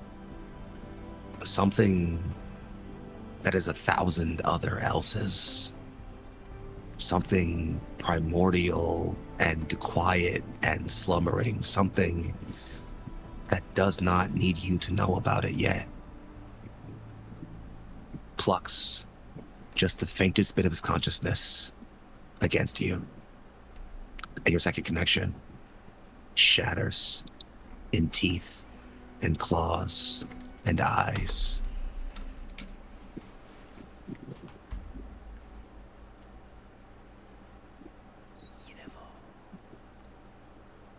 How? Is that painful? Not painful. It feels wrong. Just unfathomably, like you have to briefly reassert your understanding of your own reality. Very briefly. You don't know what that truly means. The pieces don't all line up. But you do know two things. One, the answer you are stumbling on goes far beyond this conflict with Vashkath. You aren't delving simply into how you beat him now. You're delving into something far, far more. And you don't know if the true thing Vashkath is trying to avoid is entropy. But something in the back of your soul screams and writhes at the idea of whether or not you're right. You have a feeling you won't be getting that answer for a very, very long time.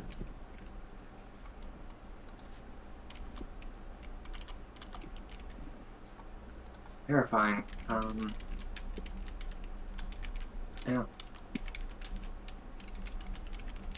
If I may, out of character, that as interesting as that is, the only useful thing I think I got from that is that he doesn't seem to really care too much about us, other than that we're a nuisance.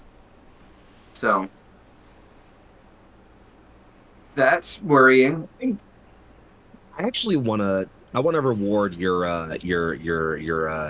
lore roll here, actually, if I could, because I think that it's important that I give you a proper like resolution for what you're going here. So I want to give you something here. Granky, if you don't mind me kind of like taking a bit of liberty over your own thoughts for a brief Yeah, go moment for it. here. Mm-hmm. Absolutely, thank you. You're thinking here, and okay, Vashkath is concerned about something beyond all of us, even if it's not something we're going to be dealing with right now. But he still attacked Bayheart and the other settlements. He's still gathering an army. He still stole the War Queen's sword. He still raised Citadel. He's not ignoring you all. He's not prepping for some larger threat. No other forces are disturbing the etheric. There's no other thing to worry about.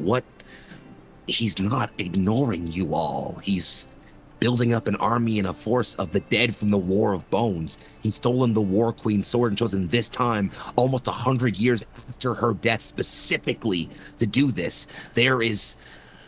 He's not ignoring you all. He's testing you all. He wants you to build an army. He wants you to fight him.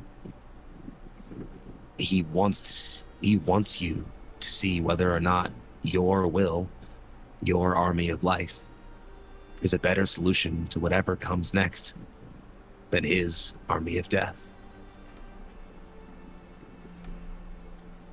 Sorry, I got a butt in here. Is does it feel like it's an idea of like a promise of like promise to prove you right or prove you wrong or prove you that living is better than whatever this is kind of idea? It feels exactly like it's that.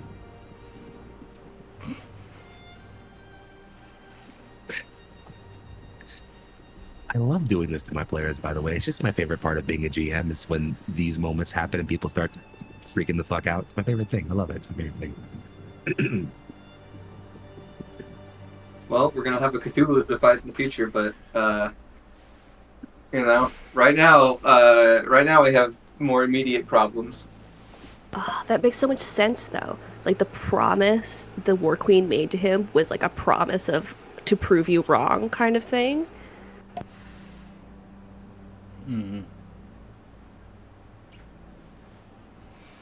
Oh, but what are we fighting against in the future? Ugh.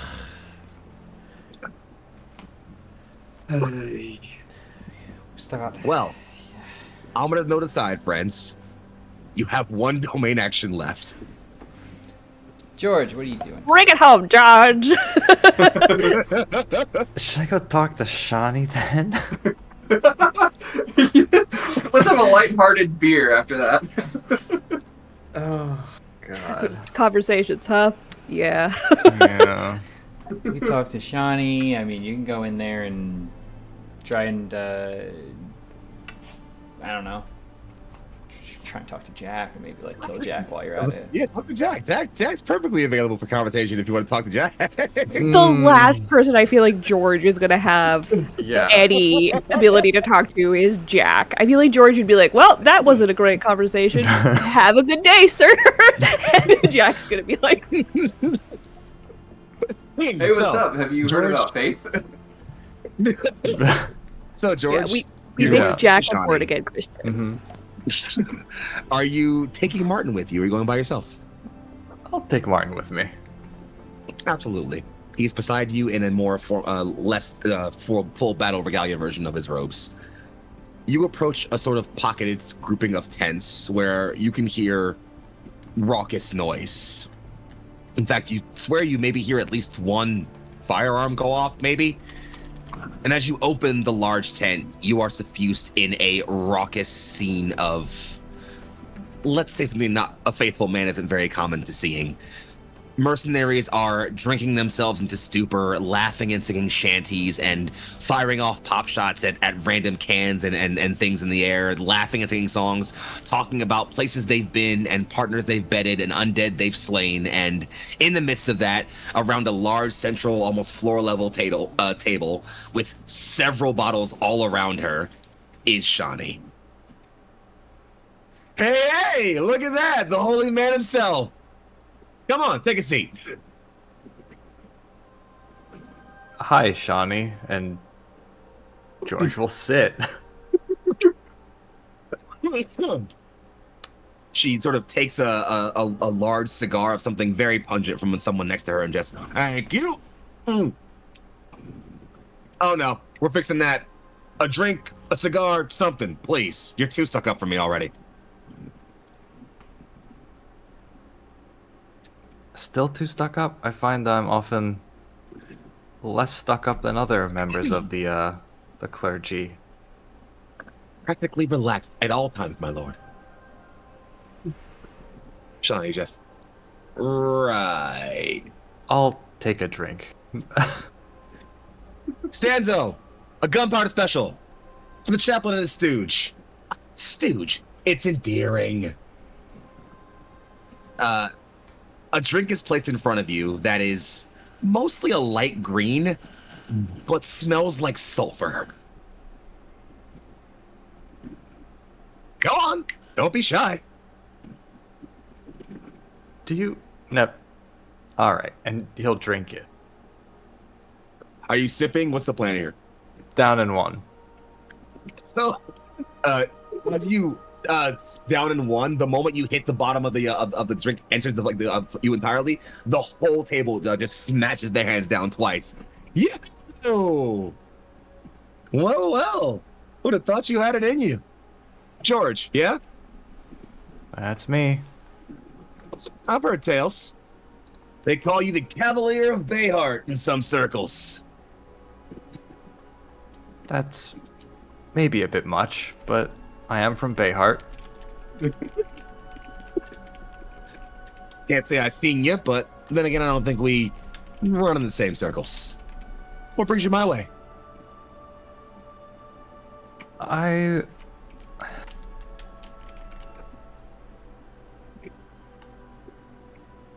know it's a lot to ask, but I was hoping that you could lend your aid in a more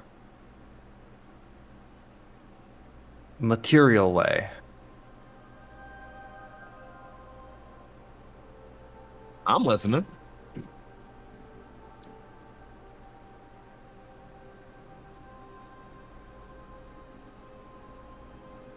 The plan is well and good, but something's telling me that we need more men at the end of the day. Manpower's gonna be what's important. When it comes down to it, no matter what we do, old VK has his beat for manpower. But everybody will count.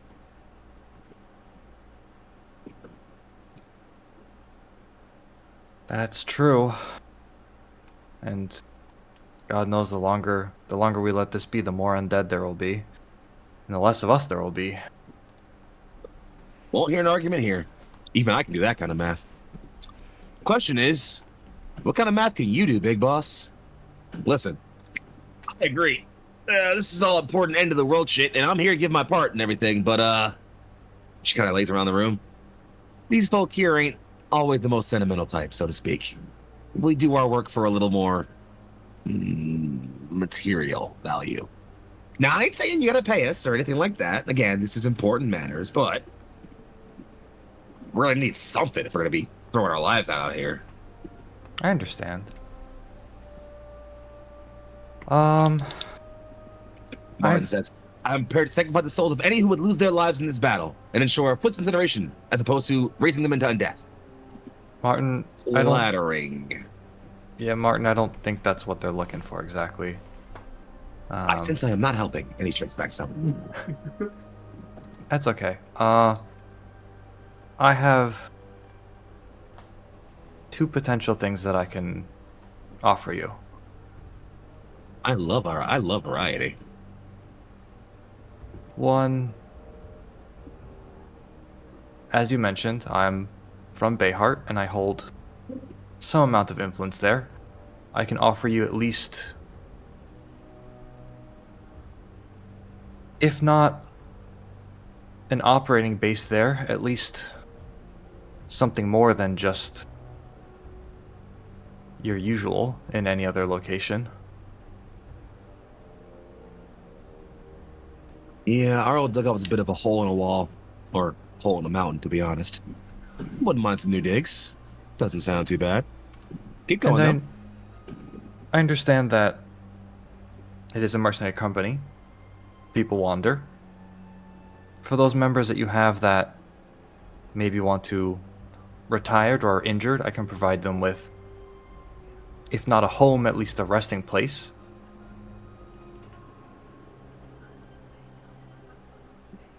Making a land office kind of bold. Normally something only a baron can do. You sure you got that kind of pull? I think I can manage it. Hey, maybe we'll get lucky. Maybe Sir Main's Baron bites it during this next war, and whoever replaces him likes us a lot more. My other offer, while I can't speak for my comrades, I have no use for material wealth. You can have my share. Well, now. I might still rub a bit for that one. You want to bring that one by me one more time? My share, whatever ends up being.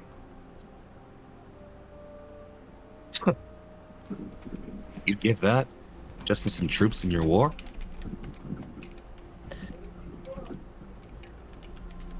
I've never had much use for material wealth, and if they can give us a better chance, no matter how slight, I'll take it.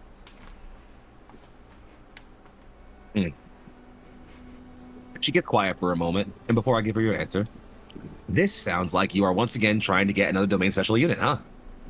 A little bit. Well, then Lucian, could Mhm. you make me a diplomacy roll? Can do. The DC here is going to be 13, as Shawnee's Blackguard are neutral to you all. Okay. Let's see. And I add.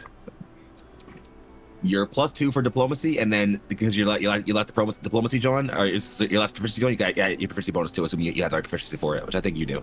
Okay. Alright, see what happens.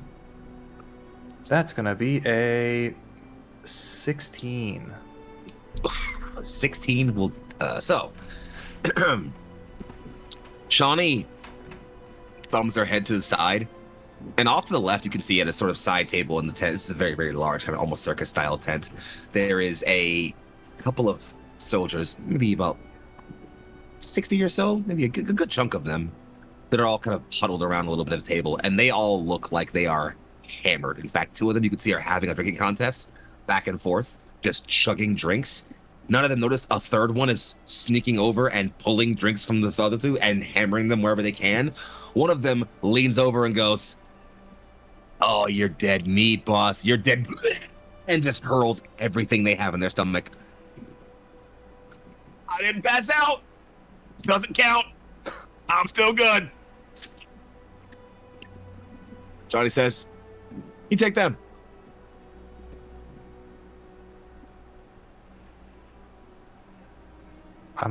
Are they the best you have? Johnny holds her similar gunpowder special drink, smashes it in one go. "Crane!" and throws up and throws the cup up. And the one who's like recovering from throwing up, without looking up, draws a pistol and shoots the cup out of the air. They are the best you have. I'll take them. Good luck. They're a rackety bunch. Friends, enjoy the gunslingers. Yeah.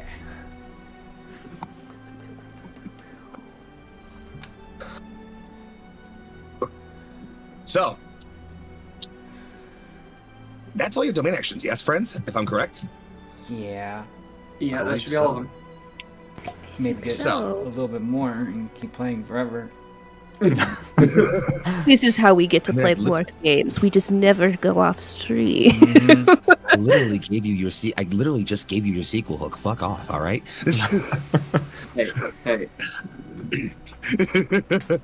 I spent Hey, domain it's- action on that, alright? True. So, as the day turns to night, as the confluence comes to an end, as the various guilds and baronies come together, united once again in a new army of life, this time led not by a war queen, but the Death Keepers, the White Bird of Hope, the Caladriai, who, with their grit, their determination, their faith, their knowledge, and their resolve, committed to bring the fight to Vashken. The Unliving King will fall by their hands. This war of bones will not be the grueling, long conflict of old. There will still be death, but there will be life to reclaim, homes to restore. And as the second army of life forms, I'd like to officially inform my players you can increase your domain size to 2. You want to explain what that Nice. means to our followers, our watchers? Oh, happily. So, for the audience at Fire home, that means idea. a few things. One, it means that their power die, which is a cool thing they can use in combat to get cool official abilities, increases by 1 size from a D4 to a D6, letting them tap in more to their super special abilities. Additionally, this means that our commanders get better. They all unlock even more martial advantages, more ways to better increase the strength of the troops that they command. This also means that when we hit intrigue, which, by the way, now that you've gathered an army, Vashketh is certainly aware of, when intrigue hits, you're going to get an additional domain action. So rather than taking 5 domain actions, you'll take a grand total of 6, which is really helpful because that's an extra action to do things with. It also means that they get to spend in the time between sessions 8 points to increase their domain skills and defense levels a little bit higher to be better prepared for when the war comes. Effectively, more importantly, it means that for the first time in almost 50 years, it means Antalea stands as one. And the last thing we see this evening is a quiet scene. A night forested, far from many of the bustling towns. A fishing village is sat against a brook, perhaps miles away. Low light held there, but this place is quiet, peaceful, unsuspecting. There's a gathering of rocks tucked against the tops of trees. A large stone almost smashed in front of it. Unassuming, unmarked, simple. A black mist crests and waves around this structure of stone. And from it forms the Unliving King, horns black and hanging over his eyes. He waves a hand. The ground shakes and rumbles as an arcane sigil forms under the pile of rocks, and it falls to dust. A hand comes up, sticks itself out of the ground, and then another, and a figure, massive and humanoid, pulls itself from the ground. Its head set as a lone skull, still bearing the helmet he wore to war so long ago. How long it has been since I have seen you, General Vashketh. What a shame it is. Now, sentiment will have to wait. Come, Krell. We have a war to win. I knew it. I knew he was gonna. As the Black Crown officially gains their last officer. And with that, we bring tonight's episode of A Good Death to a close. Friends, it has been a long and arduous evening of diplomacy, interaction, negotiation, logistics, and, well, let's be honest, a little bit of sexual innuendo, but that's not important right now. Innuendo. Thank you, Dirk. I'm going to pass it all over to you very quickly and let my Caladriai agents tell you who they are, who they played this evening, what they have coming up next, and where they can be found on the internet. Let's keep it very simple so we can get everybody prepared for their evening's ES, and then I'll come back around, do some little bit shouts outs, and we'll get us out of here. Let's start in a bit of a different order with, of course, the incredible and incomparable Omen Bo. Hey, that's me. Hi everybody, I'm Turk or Turk Accented. There you are. And I was playing Bo tonight. I'm gonna actually pull this down a little bit. Yeah. So I can actually see everyone's faces. Wow! There's a lot of people here. Anyway, if you like what I do, interesting. We'll talk about that our next session. But if you want to see more of the stuff I put out to the internet, you can, of course, keep it really short. Find me here on Neon Lights Roleplay or over on Lost Caravan right now, where I am doing a majority of my work as a GM and player. We've got a lot of really fun and exciting campaigns going on, including this one, which you can, of course, find us right back here on the 3rd. So check in then and make sure you follow everyone you see on your screen here, so you can also keep up with them, because sometimes I show up on their screen with them as well, and I'm really lucky to do so. Anyway, thank you all so much. And we are in turn lucky to have you right next to Nora. Hi, I'm Nora. I have been playing Granky, and I have also been found many times on the internet by many people. You can do so through Google mostly. I don't think I've shown up on the dark web, hopefully. But You can oh my goodness. Sorry. No worries. Yeah, you can find me there, and I hope to see you all next week too. What Well, impeccable a timing. pleasure to have you along with us as well, Nora. And hi, Raiders of High Shelf Collective. Glad Hello. to have you guys here. Turning next to someone who Sarah Trips in chat says has incredible hair. I'm talking, of course, about Calpurnia. Incredible hair. Wow. Oh, I know that it's a nightmare for Nora. Sorry, Nora. uh, I'm Bailey, or Ree, or Skepsis Ree in most places, or Skepsis_Ree.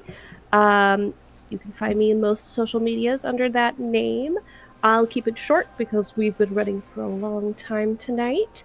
But I had a fantastic time, and I am very excited for our next session on next Tuesday. So people who are now rating us should definitely come next Tuesday. 3 hours in the back and in the past.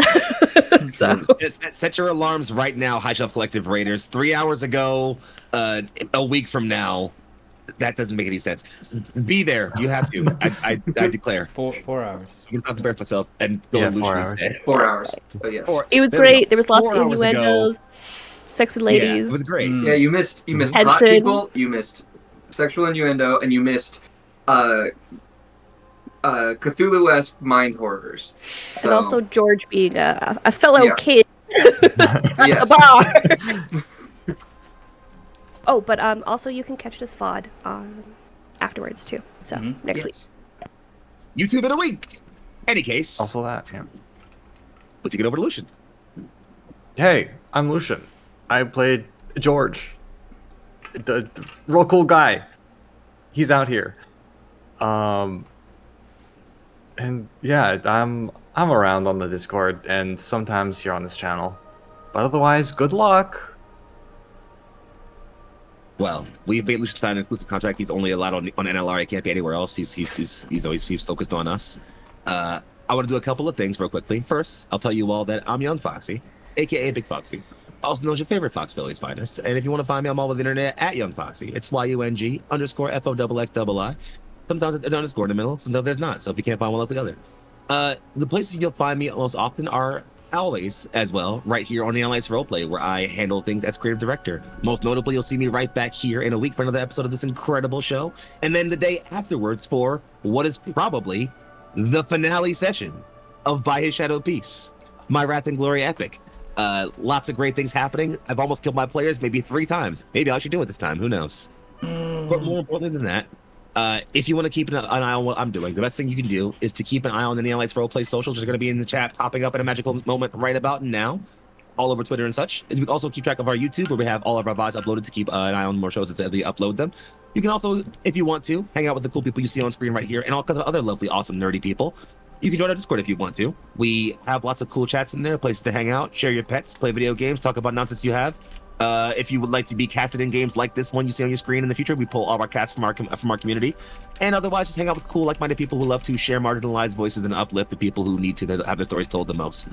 I will stop babbling and instead say that thank you all so much for tuning in, for showing up, for rating in, for following, for liking, and for being here. You are all incredible. We, the Brilliant Let's Roleplay, this has been a good death. You have all been incredible, and we will see you all in exactly a week. Have a great night, everybody.